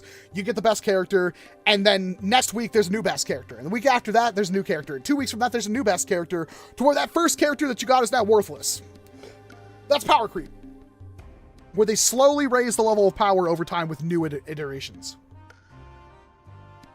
I can tell you, because you can get Chronos, a rival Chronos. When did the rival Chronos come out? You can get one of those things to hit just as hard as the Nexus Pro X. You can. And you could hand make a Nexus Chronos to do that. Not a Nexus, but a Nerf rival Chronos to hit that hard. 2018. That's an off-the-shelf blaster that with very minimal parts, a spring and a barrel usually is all you need. You can make that thing hit 200 FPS. You can. So is it power creep? I would argue no. Air blasters! You have been able to get air blasters to hit harder than any Nexus Pro X ever. you've been able to go get an air blaster to do that with hardware store parts and maybe an hour of modding. You have been able to do that since, like, 1998. Like, there's absolutely no power creep. Accessibility-wise, maybe. But even if you're like, well, those other buttons don't come with scar buttons, or they can't easily take it, like, you could always have gotten them. You could always have modded them very easily. The Tryon can't take a scar. You could very easily make a scar for it. I think even there's like a 3D printed scar you can put on it from Tryon, like, you know, Game Face themselves. All this stuff is accessible. Then there's no power creep. This has been there since the gosh darn crossbow. The 1995 Kenner crossbow. Was it ever the best? It was definitely cool, definitely functional, stylish, and very good. But there were Titan ASV1s. There were Panthers, Buzzbee Panthers. There were, you know, 4Bs. There were, you know, modifying the laser tag, whatever, with the rocket launcher on them. There are so many blasters that can and will hit harder than a crossbow. And a crossbow hits about as hard as a Nexus Pro X. A little bit under, to be honest. I modded a crossbow recently. Well, I say I modded, Zach modded, and we filmed it. And that's a whole video we filmed like 2 months ago that I need to finish. It's just a lot of editing. There's, like, people talk about, like, AEBs. Like, are AEBs, like, overpowered? In some ways, yes. I am fully willing to accept that if you have the best AEB or AEG, it is better than the best flywheel. Because the difference with this blaster compared to a modified Strife that hits the same velocity is that this blaster can not only do the run-and gun and push people, this blaster can also sit in the back and pot shot people like a pump action Springer. It's the best of both worlds. What's better than the AEB? Probably HPA. And you guys hate HPA. So even if you think this is the best, HPA exists and it's just as good, if not better. There are so many things about this hobby. And even if you want to complain about those, guess what? There was also air tanks back in the day that did the same thing. Like, there is no power creep. Power creep doesn't exist. Accessibility, ease of access, that's gone up. The need to modify blasters to play, this is a real hot topic in this hobby right now. The people are like, oh, modding's dead. Modding's a dying art. Yes and no. Yes, in the fact that, like, you no longer have to mod to be able to play. The only people who should be complaining about that, in my opinion, are the people who used to modify a Strife and sell it on Etsy for $150. Oh, here's $20 in parts. I'm going to sell $150 Strife. That's gone. Sorry to say, unless you really want to have the Strife. But that's done. You don't have to do that anymore. You can now go buy a thing off Walmart shelves. And I really hope we get to the point where that's like the fact that you can go buy a $50, $60 like Omnia Pro off a Target shelf. Hasn't happened yet. I'm hoping it happens sometime soon though. Because flywheelers, high performance flywheelers are still a little hard to access without going online. Elijah says, but the problem is they still fall victim to FPS caps. Exactly, and is based on the person using it. Exactly. I think talking about power creep in the hobby is dumb, since most places you can cap the FPS. When I played Airsoft, people talked about people having better guns even though all the guns shoot the same FPS. Funny thing about that, Rorin, you know what are the absolute best... God, I want to drop F-bombs so badly right now. You want to know what the best blasters are, like weapons are, in Airsoft? Most Airsoft is CQB. There are weapons in Airsoft guns, that are straight up banned. But there's a reason why Airsoft uses jewel limits. The first is that there are variants to weight and projectiles with Airsoft. If you have something like a bolt-action sniper, you want to usually have a heavier BB, because that will be more stable in flight. Therefore, most FPS or most Airsoft fields use a jewel limit. The jewel limit also protects you from another thing, which is, okay, if the FPS cap is 300, well, what if I'm shooting 9 BBs per trigger pull that is all 300 FPS? There are The best weapons in Airsoft, and this is obvious if you ever look at Airsoft, the best weapons are all shotguns. Like, I'm not saying, like, right now, like, oh my god, shotgun, what are you talking? You've never played Airsoft? No, I mean, like, if there was no dual limit, every single mother effer that could would be using something that had a 1,000-round hopper or a 1,000-round mag or something on it, that is HPA powered, that shoots like 9 BBs per trigger pull, and it's just a freaking full auto shotgun, essentially.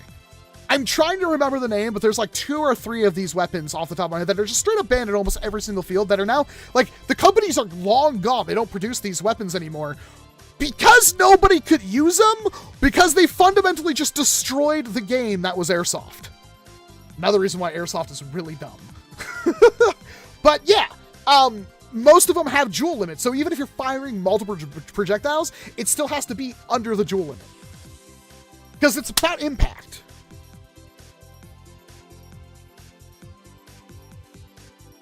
I think accessibility of power blast is probably the most important part of the hobby. I can agree with that, False Wizard. Walcom, you should make a sensor button. I think I have one. I don't know if it's on my thing right now, but yeah, I do have one. I only have so many things on the front of my stream deck, and I'm not even using them. Like, I can do that, you know, dual limit. Yeah. Sounds like paintball. Paintball's the worst. I hate paintball with a passion. I started the hobby a little over a year ago. I still do modding. Yeah, I mean, modding is the fun part about the hobby. I don't think you should have to mod to be in the hobby, and you used to have to mod to be able to do the hobby.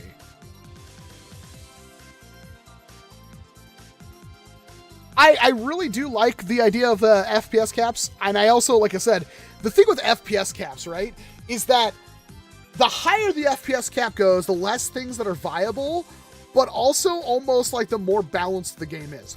130, 150 FPS, right? Like, those are, 130 is about HVZ standard. Every single HVZ I've ever been to uses 130 FPS as its standard cap, because, and this is important, you have people running towards you, you don't need to have high-powered stuff.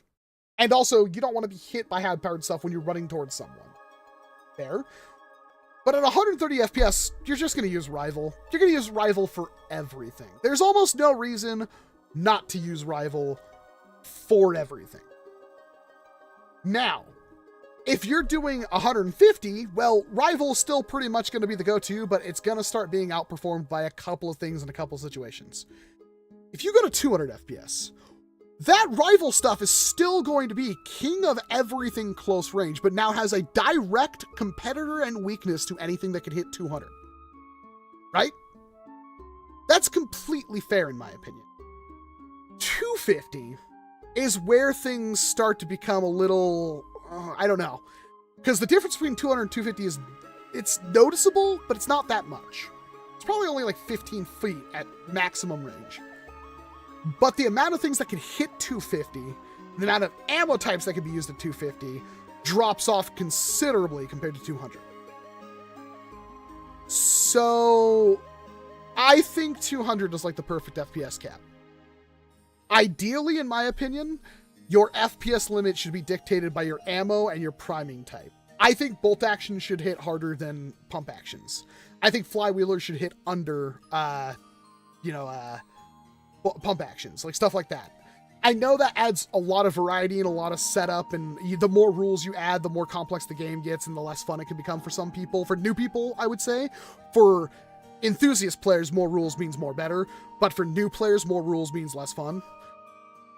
So, yeah, I think 200 is my favorite cap.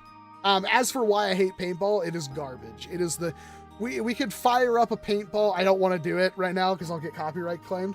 But, like, watch any paintball tournament, and it's literally like watching paint dry. It is the worst. I almost want to do that because I hate paintball so much. It's boring to play. It's boring to watch. I don't know why people like paintball. I really don't. I think paintball is only fun outdoors, out of an arena, with nothing but casuals. That's my opinion on it. Once you throw people in a paintball arena, it's done. The game is no longer fun.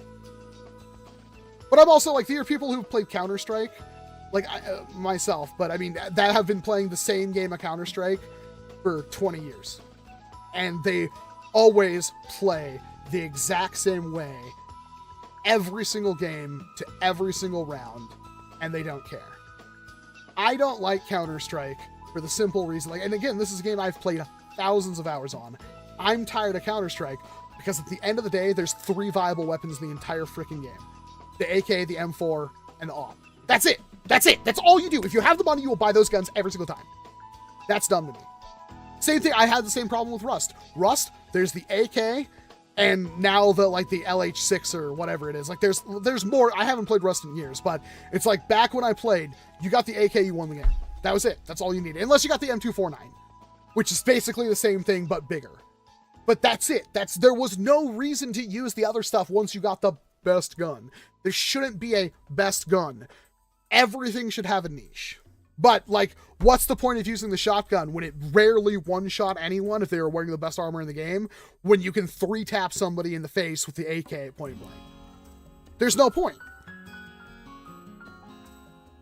Competitive Nerf already looks kind of like paintball, and I'm not a fan. I don't disagree, Mawetao. I can't pronounce your name. That's definitely something I've noticed. That's because all of these people are taking direct inspiration from competitive paintball and using paintball refs and stuff like that. Yeah, but people want that. I think that's going to kill this hobby's entire chance of ever becoming a recognized sport. If people can make competitive tag a thing that is shown on ESPN, but we can't make Nerf, that's because Nerf is like, you're literally just like, wow, it's like paintball, but worse. Now, saying that, what's the difference between paintball and Nerf? Ammo. Paintball is the worst because every single marker is basically the same. And if you've ever watched, there's not a single paintball video competition tournament we can find online probably that doesn't have a bunch of people that are going on the corner of peeking around the corner of a thing, going, yeah, and then just dumping a whole pod and throwing it. Yeah. That's the entirety of paintball. Sucks. It's boring. I don't know why people like it. Former paintball player, I only ever played woods ball. Yeah, woods ball's fine, I guess. Arena fastball. Yeah, let's see, people like the fastball. There is like a speed nerf, something like that. People have been throwing around a term. I think it's dumb, but at the same point, it's like they add ammo caps per player, per team, essentially, which I think is fine. There is pretty good variety in what blasters people use, even on teams. There's not as good as it could be, but there is differences. Like, it doesn't seem like there's a set meta. I agree that pro paintball is kind of boring, but the good thing is that it's actually harder to cheat, I guess. So, wishing I bought the Bullpup X-Shot Blaster I saw at Walmart earlier today. Steel Dragon Claw, if you're still here, you probably saw the long shot, the X-Shot long shot. It's one of the best blasters you can get. It was $30, and you could probably do with it. If you have seen this one, you might also want to consider getting one of these.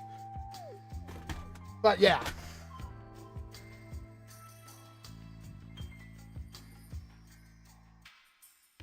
It's like FPS games where people complain about the weapons that people are good with because they are overpowered and get them nerfed. Do you agree? No. So I am 100%, I am amazing at playing a game and going, wow, this is broken. This needs to be nerfed. This needs to be changed immediately. And the game developer's never doing it. And the company's like, don't nerf the AK. It's the best gun in the game. And I use it all the time. The only thing I can kill with. Don't nerf it. Make everything else better. Don't nerf the one thing. It's like, yes, we should buff 40 other weapons because one of them is too strong. You fucking room temperature morons. I want every gun in the game to do that. Oh, you want every gun in the game to deal 0 damage. So we're playing with Nerf guns. No. Every single weapon should have a niche use. Every single one of them. Is that a hot take? I don't think it is. I really don't. But it's like, why don't I play the finals anymore? Well, as last time I checked, they still have not nerfed the F-car, and it was the only freaking gun in the game, pretty much. Everybody played medium. Everybody played medium with recon senses. Every single one of those mediums was using an FCAR, myself included. And it's so boring. Every single engagement, every single fight was the exact same. There's no reason to use anything else. I hated it. I hate games like that. I want to find the weapon that is fun and play it and be like, okay, I like this weapon. Here's what it does. Here's what I need to do, and I need to get really good at this. Oh, what's the point? What's the point of getting really good with the shotgun when the AR kills you in 3 hits from point blank range? But my shotgun takes 2 hits. What are you smoking? Why would I ever try to get good with that shotgun? Oh, well, they should buff the shotgun. No, because then the shotgun will just take over everything. Why don't you just fix the one thing so it's not the best weapon in the game? Why are people so adverse to that? It's because there are so many people that are like, oh, what's the best gun in the game? Oh, it's this one. I'm going to use that one for 100 hours. Oh, please don't nerf it. It's the only thing I know how to use. I love balance patches in games. When I see a change list of like 40 changes over 12 weapons, I get so excited to jump in, start testing, and find my new favorite thing. Everyone is like, oh, they nerfed the AK, I quit. I don't want to get good with another weapon. It's my fault that I saw the one good thing and I'd used nothing but that good thing. And now they nerfed it and I don't want to play anymore because now I'm not the best player in the game. I hate it. I hate people. I'm so angry. That's like my biggest pet peeve. Thank you very much, Element Rider. Been a freaking member for like a year now. Probably longer. He's got the Nerf ball.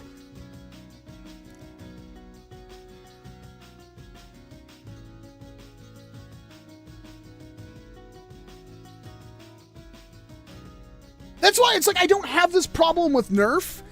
I have a problem with certain people in the hobby, like, oh, no, I'm going to make sure every single review I do on an HPA blaster is bad. I'm going to make sure every single review I do on an AEG blaster is bad. Because I don't like those. I don't think they belong in this hobby, and I want to control every aspect of the hobby. The only way this hobby is fun is pump-action magazine-fed springers. That's it. That's the only thing. That's old-school Nerf. That's how I'm going to Nerf. That's how I'm going to make sure you're going to Nerf, because that's the game I want to play. I don't think I want to play this new game. There are downsides to HPA that are like legitimately downsides. Having an external tank and having a connected line or having a bottle stock and all these, those are downsides. There are downsides to using a Saber M20. That thing is brick. That thing is heavy. I could break down a door with that stupid brick of a blaster. Is it awesome? Hell yeah. Man, the Saber M20 is still really good. But yeah, you could club a baby seal with it. It's so heavy. It's like 12 pounds. It's dumb. Right? But I'm not going to say like, oh, like having a bottle stock, like even if the Milsig worked perfectly, even if it did work perfectly, the optimal way of using that is having this massive external carbon fiber $400 tank, which even if it weighed nothing, which to be fair, it kind of doesn't, you still have to have this line. Like, imagine having a flywheeler hooked to a battery pack like a freaking old gen lightsaber. Like, there are downsides to that. There are legitimate downsides. And at the end of the day, none of that, like, it does, the ammo type is still the thing that's going to hold us back no matter what. I don't think there is a meta in Nerf. I don't think there's ever been a meta except for our local. There's been 2 metas I've dealt with my entire life when it comes to foam flinging. One was the blowgun meta, that was at Dart Wars, and the other one was the Caliburn meta that we dealt with our own local games. But both those things even out, because now there's so many options and so many other ways to play that it doesn't matter. The downside of a Saber, you need to hit the gym 4 hours a day. Yeah. Literally played a Nerf match in a church yesterday. Yeah, most of it, the church across the street from my house used to play it. The best meta is no meta. Alas, the hobby has gotten so competitive that there's now only one company focused on children and failing miserably. See, so that's the problem. Like, Element brings up a really good point. It's like, there's only one company that caters to children. Well, that's not true. Buzzbee caters mostly to the youngest demographic because they make the cheapest, most accessible stuff. And then there's NERF, which made all of the Fortnite, all of the Rival, all of the Minecraft. Which is like, yeah, obviously those are for kids, and I get that. I really do. I understand that aspect. But at the same time, they also didn't try to cater to the slightly older demographic at all. They'll make 40 Minecraft blasters, and they'll make 1 Rival blaster. It's stupid. When is the Rival Mirage review? Soon. I have it filmed. I have everything filmed for that. I don't know. I didn't know people cared. I mean, everybody was so excited for the Aeon Pro video, and I uploaded it, and it got like 9K views the first day, and I was like, wow, okay, I guess nobody cares about the Aeon Pro. That felt bad. I hated that. I was really upset about that. Walcom, I want to be able to snipe someone from half a football field away using the Dart Zone Pro Mark III. Will I be able to do that with a Mark III? Not really. Why do you look and sound like Queso? I don't know. Why does Queso look and sound like me? I was here before him. 3 Rifle Blasters a year? No, 2. They did 2 last year. They've only done 2 this year, Smith. You're lucky if they even show up outside NA. And I don't think the Pathfinder has come out here yet. Well, the Pathfinder's 2 years old now. Maybe 3. No, 2. It's 3 generations, but 2 years old. Walcom, you look surprisingly stoic. So, I don't know what stoic in terms of my appearance looks like. I can tell you the last 2 days, the reason why I've been sleeping so much is you can tell my eyes are all red because I've been absolutely just destroyed by allergies. Every single time I wake up, I literally can't keep my eyes open because it feels like they have pebbles in them. It hurts so bad. And no amount of allergy meds seems to be helping me on that front. So my eyes are red, because I've been trying to use tissues for cleaning them, but yeah, it's been a bad couple of days.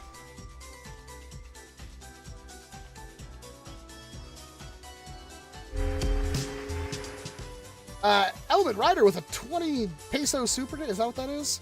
Okay, 2 companies still failing miserably. Sad. Yeah, fair enough. I think they can make blasters that appeal to kids, but I honestly wish like they would I mean, well, no, you can see, like, my eyes are, like, it's just, like, my eyelids and stuff that are all messed up. My normal eyes are fine, as far as I know.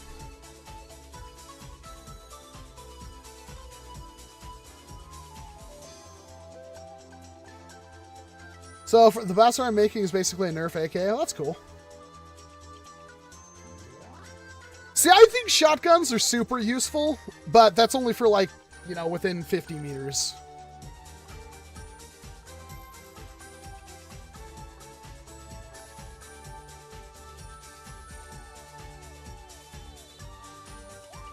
I think Airsoft's great for shotguns. I think it's terrible for everything else. You should wear eyeliner. I don't have the time or patience for that. Would a shell-fed revolver that I'm making be good? It's gonna be niche. Shells don't really serve that much of a purpose in Nerf. Is the Mirage like a mag-fed Chronos? Yeah, pretty much. It's pretty good.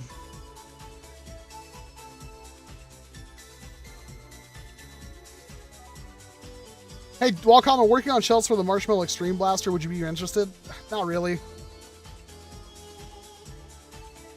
I don't really compete, Detail. I've seen competitions, but I don't really compete. I am not built for competition, and my draw to play competitive Nerf disappeared after I went to like 3 or 4 tournaments, and they were all the same thing, and it really was like, okay, I'm done. This is the future. It really is like, you're not going to go to a tournament and see 5 people, you know, 5v5 team, and 5 of them are going to be using the Nexus Pro X. Like, maybe you would if they were, like, the budget team. But a lot of, like, it's like, it was Lynxes, it was Talon Claws, and that was pretty much it. There's more variety, but you can guess, like, you can kind of see what people are going to be using. Have allergies and need to stream? The answer is obvious. Become a VTuber. Yeah. There was an issue. The blaster wouldn't engage the solenoid. And the issue for that was the micro switch that has the replaced button on it, which is a lot to ask for, you know, building a blaster. He made the button larger so it actually gets clicked, and that will hopefully fix it. So that's how he does the timing. The timing of the solenoid firing is done by that micro switch. There is no brain board. So it's pretty interesting. I have all the stuff. I'm not going to stream it. This was like my... I said it was low energy. I'm still kind of tired, but I'm glad we're having these conversations. I have all the parts, and I'll probably try to take a crack at it tomorrow. But...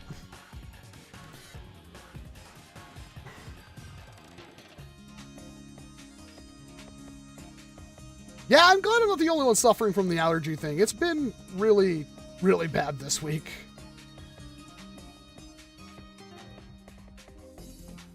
Your mom, Deceptitron, your mom.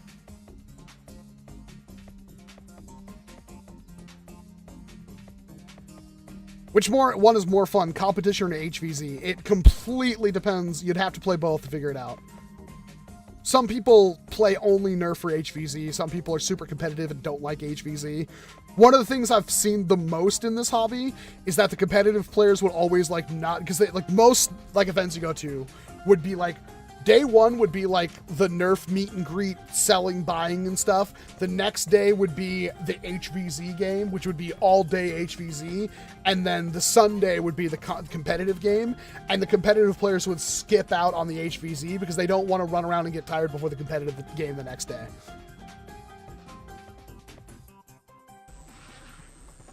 Would you like to build a waifu NP5? I don't know what that is. Thoughts on the Gelfire Uproar? I haven't seen one in person. From what I saw, it was like a $35 full auto Gelfire blaster that took like 8 AA batteries, and it looked bad. But that's cheap for full auto, and if it fired well, I think that would have its use. But yeah, I've never seen one in person. I don't even think you could buy it on Amazon. I feel like that whole thing was canceled. It showed up at a couple of Walmarts in the clearance section. Mine was not one of them. Let me see if I can find it yet. I've seen a couple of reviews, but oh, it's on Hasbro Pulse. Is it actually buyable? Ooh, it might actually be buyable now. It's on Walmart. It's apparently at my local Porter, the Supercenter Walmart. Okay, I might pick one of those up. I didn't know it was actually out. For $27, you can get a full auto, Gelfire thing that looks like Tracer's pistol with a ball glued to the top of it. I don't think they tell you the velocity. Up to 150 FPS. For $27 full auto from NERF. That's nuts. That's actually really nuts. Now, you can go on Amazon and buy something like that for $12, but from NERF themselves, like that beats out every single other category pretty much. I know Gel Blaster has been trying to lower their limit. I saw their like budget, like Piranha or whatever. This looks better. And if they can do this, right? If they can do 8 AA batteries and have this thing hit this hard and fire up to 7 shots a second, they need to be doing that with their flywheel blasters. Cool. I'm going to probably pick one of those up because I'm not going to say that's good. I'm not saying you should go out and buy one, but I think that's a really good bargain if it works.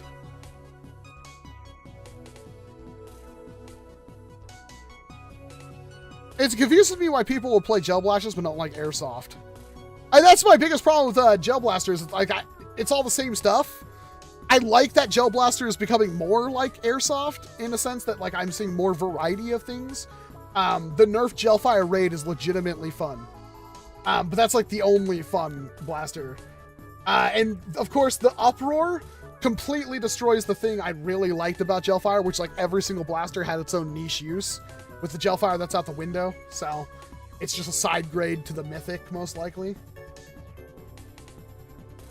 But for $27, that's pretty good.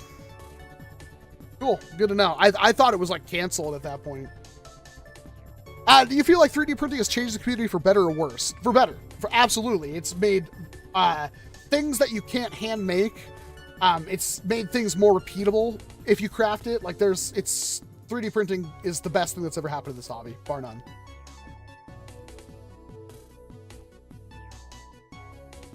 Do you think Gel Blasters hurt? They can, like point blank, but they don't hurt as if you're getting shot at a range. Have a night, Steel Dragonclaw. Do you still live stream games you play? Not really, because if I have 146 people watching, which is amazing right now. If I were to fire up a game and start playing it, that number will drop to 30. I could literally change nothing I'm talking about right now, but if I start playing a video game and talking just like this, people will quit. They will just leave. I don't know what it is. Thoughts on the new N-Series line? We don't know anything about it, so there's no way to really comment on it. There's no information on N-Series yet.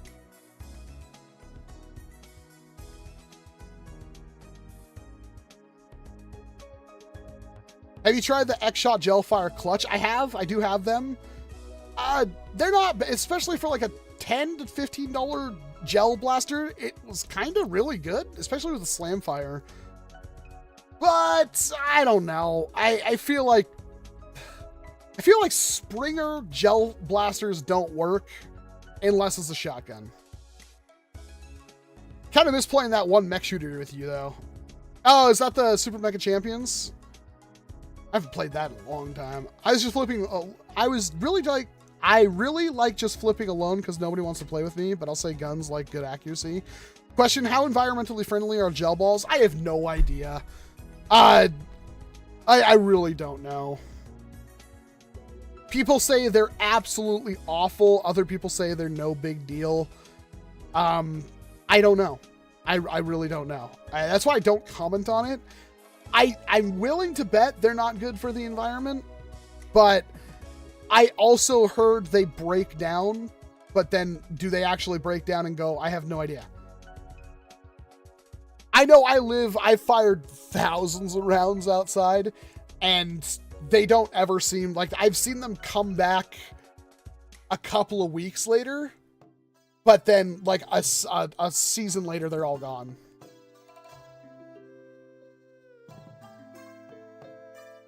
I think we need a Mega XL that hits as hard as the Moose. I mean, we kind of almost do, right? The Ranger series, the Mega XL one that I did recently. Are Rapid Strikes worth modding? Yeah, Rapid Strikes are fully worth modding. Do you think Nerf will release more Rival? It remains to be seen. They just released 2 new blasters, so maybe. I mean, you can still buy Mega XL. Like, you can't buy it on store shelves, but like Walmart, Amazon online, you can still get, as far as I know. Yeah, they're all in stock, including the ammo refills.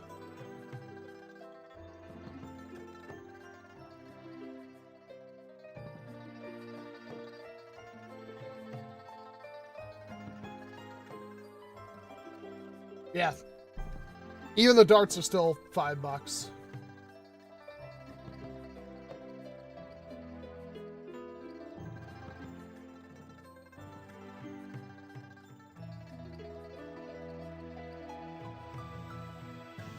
I did not know about the Ranger. Yeah, I did a video on it recently.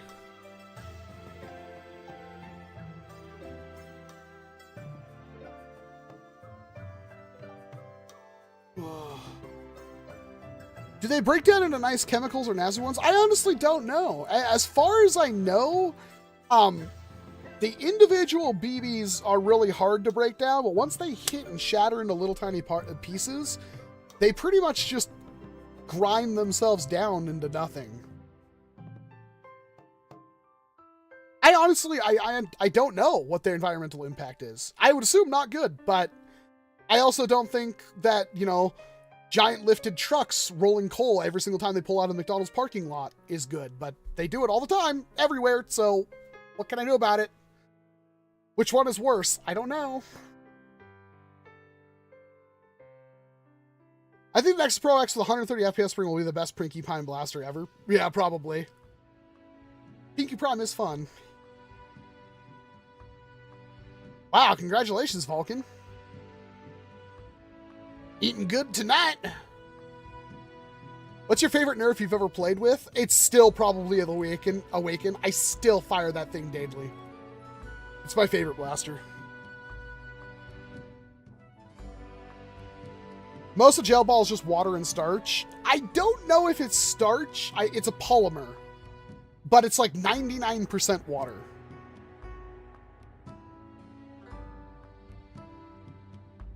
Have a good night, error. Ugh. I don't know how much longer I'm gonna go. I feel like I've said all the things I need to say, and now the questions are getting redundant.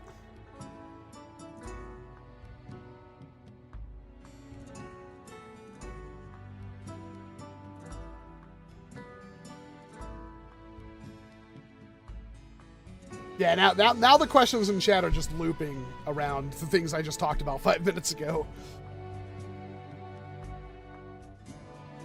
It's a polymer chain that's basically chemical stabilized artificial tapioca. Interesting.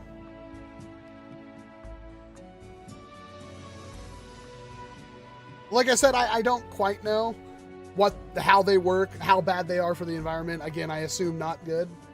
But at the same time, I've fired tons of the glow-in-the-dark ones, and I've seen them like up to a week or two later.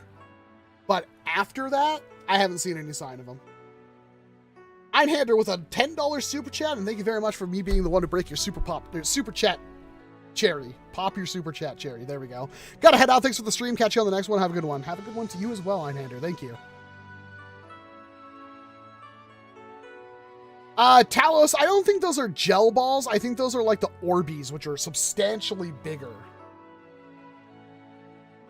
I would assume birds might be screwed by them. I still don't know.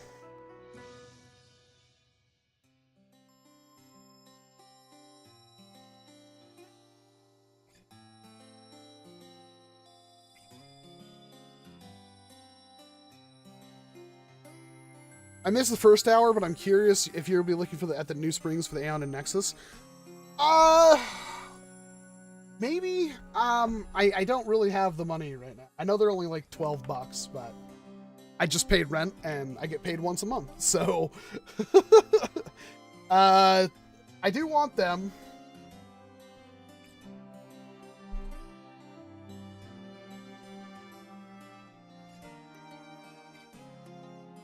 I still can't imagine there's a spring stronger than the one that came in the Nexus Pro X.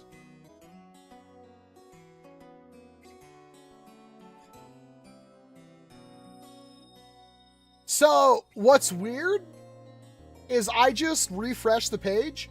It might be a Streamlabs problem. Because I don't think I lost internet. I think it was my stream software. There might be a cache or something, and it can't go longer than 2 hours and 4 minutes. I wonder. Because remember, it was gone for a while, too.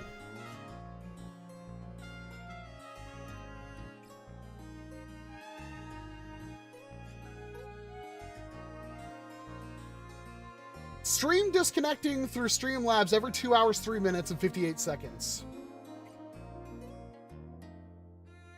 It is Streamlabs. That's the issue.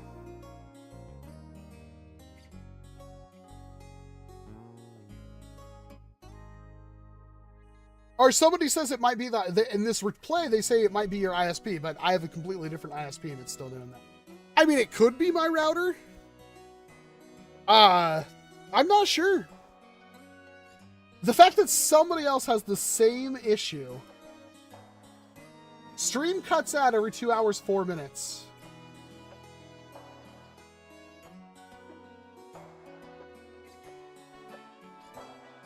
Oh, yeah, if they say it's a Streamlabs OBS problem.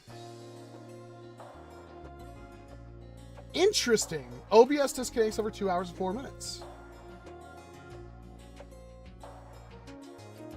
And there's no solution through any of the threads I'm seeing.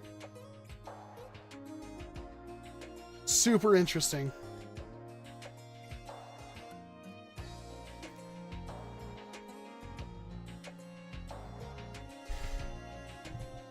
So it never disconnected for you for a couple of, like, I want to say 10, 50 seconds they're calling? Every 2 hours and 4 minutes my stream disconnects. I notice it too because I drop viewers really suddenly, always at that point. Like, pretty heavily we drop viewers. Yeah. I mean, I can look at my live streaming and I can see that right at 7:04, we went from 153 to 92. Yeah. And it said in YouTube, it said no data being sent by transceiver. So that was Streamlabs not sending data.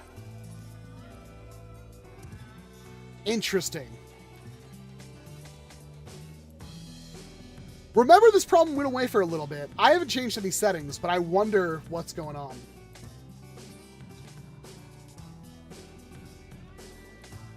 Excuse me.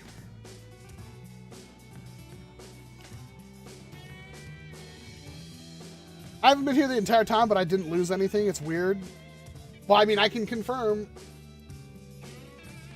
that it's dropped down pretty substantially. exactly at that moment, I lost 70 something viewers between 7:03 and 7:05. Thank you, Andrew.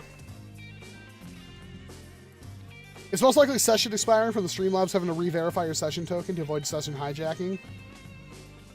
I mean, I've had that issue for since I started streaming. It went away for a little bit, now it's back.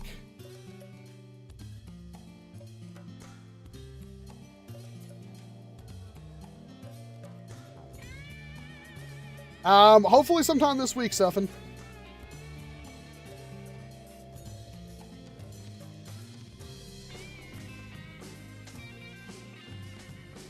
Will the spring in the Nexus S work in the Mark II 1.2? I have no idea. I would imagine not, because the 1.2 is very poorly built. Across different computers, yep. And even through different routers, because this is a new router, and it's doing the same thing.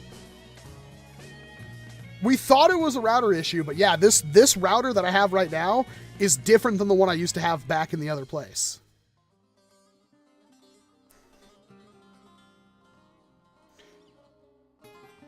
And again, that was a thing from, it wasn't YouTube. YouTube said no connection.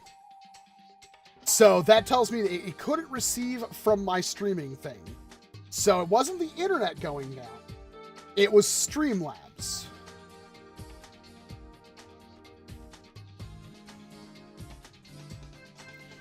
It didn't go down for 7 minutes. It goes down for a couple of seconds. The difference is like, it goes down. But I think we're done because we've literally lost. I was already pretty much tired, but now it's like, yeah, we've lost 50 something viewers in the past 10 minutes. So I guess that's a good sign that I should probably stop for the night. I didn't really have too much more to say either way, but I think we talked about pretty much everything I wanted to talk about this week, which I think is a good conversation. I think it was a conversation that needed to happen. And I appreciate you guys for sticking around. I think it was fun. I think I deserve a short stream when my last stream was 8.5 hours long of absolute just seeing the best of men and the worst of men. I've still got, like I said, I've got new stuff to do videos on. I'm literally printing an entirely new blaster right now, which you can't see because of chroma key. But this one's powered by Ryobi battery, and that's why it's Ryobi colors. This will be a fun video, I think. It's the Ryobi from Meeker, which is a protein that uses drill batteries, which is going to be fun. I got that, which I'll wire up probably tomorrow. I've got, hopefully, if everything is set up, I still have to edit 2 more videos, but I should have a full week of, like, I'm going to do, probably, from what I think, we're going to do Mirage video, because I already have that pretty much completely done. Mirage video Monday, short Tuesday, most likely this thing Wednesday, short Thursday. Friday will hopefully be the HBM, but I'm going to try to do I'm going to make a schedule and try to stick to it. So I'm trying to finalize everything for tomorrow, but Monday, Tuesday, like basically 3 videos with 2 shorts a week. Because I have to clear, I have like literally 40 videos I'm late on, and I just need to start getting videos out. I just don't want to put out video content for content's sake, but I do want to get through the backlog of videos that I should have done a long time ago. So, again, if you guys want to keep talking, I'm always in the Discord. I might not reply, but I'm always in the Discord. You are always being watched. You are never safe. And other than that, thank you very much, everybody. It has been a fun time. I had a great stream. Again, we peaked at like 170 something people, which I really appreciate. That's pretty nuts for a stream like this. And I'm glad, like, even when I don't upload for a week, so many people still come out for a stream. It's a really successful stream, especially in the NERF community. So you guys are awesome. I'll be here next week. Same Walcom time, same Walcom place. Y'all have a fantastic night. I'll leave you with the rest of the song. Take care. Bye. That's the wrong one. Uh-oh. Where's the ending? There we go.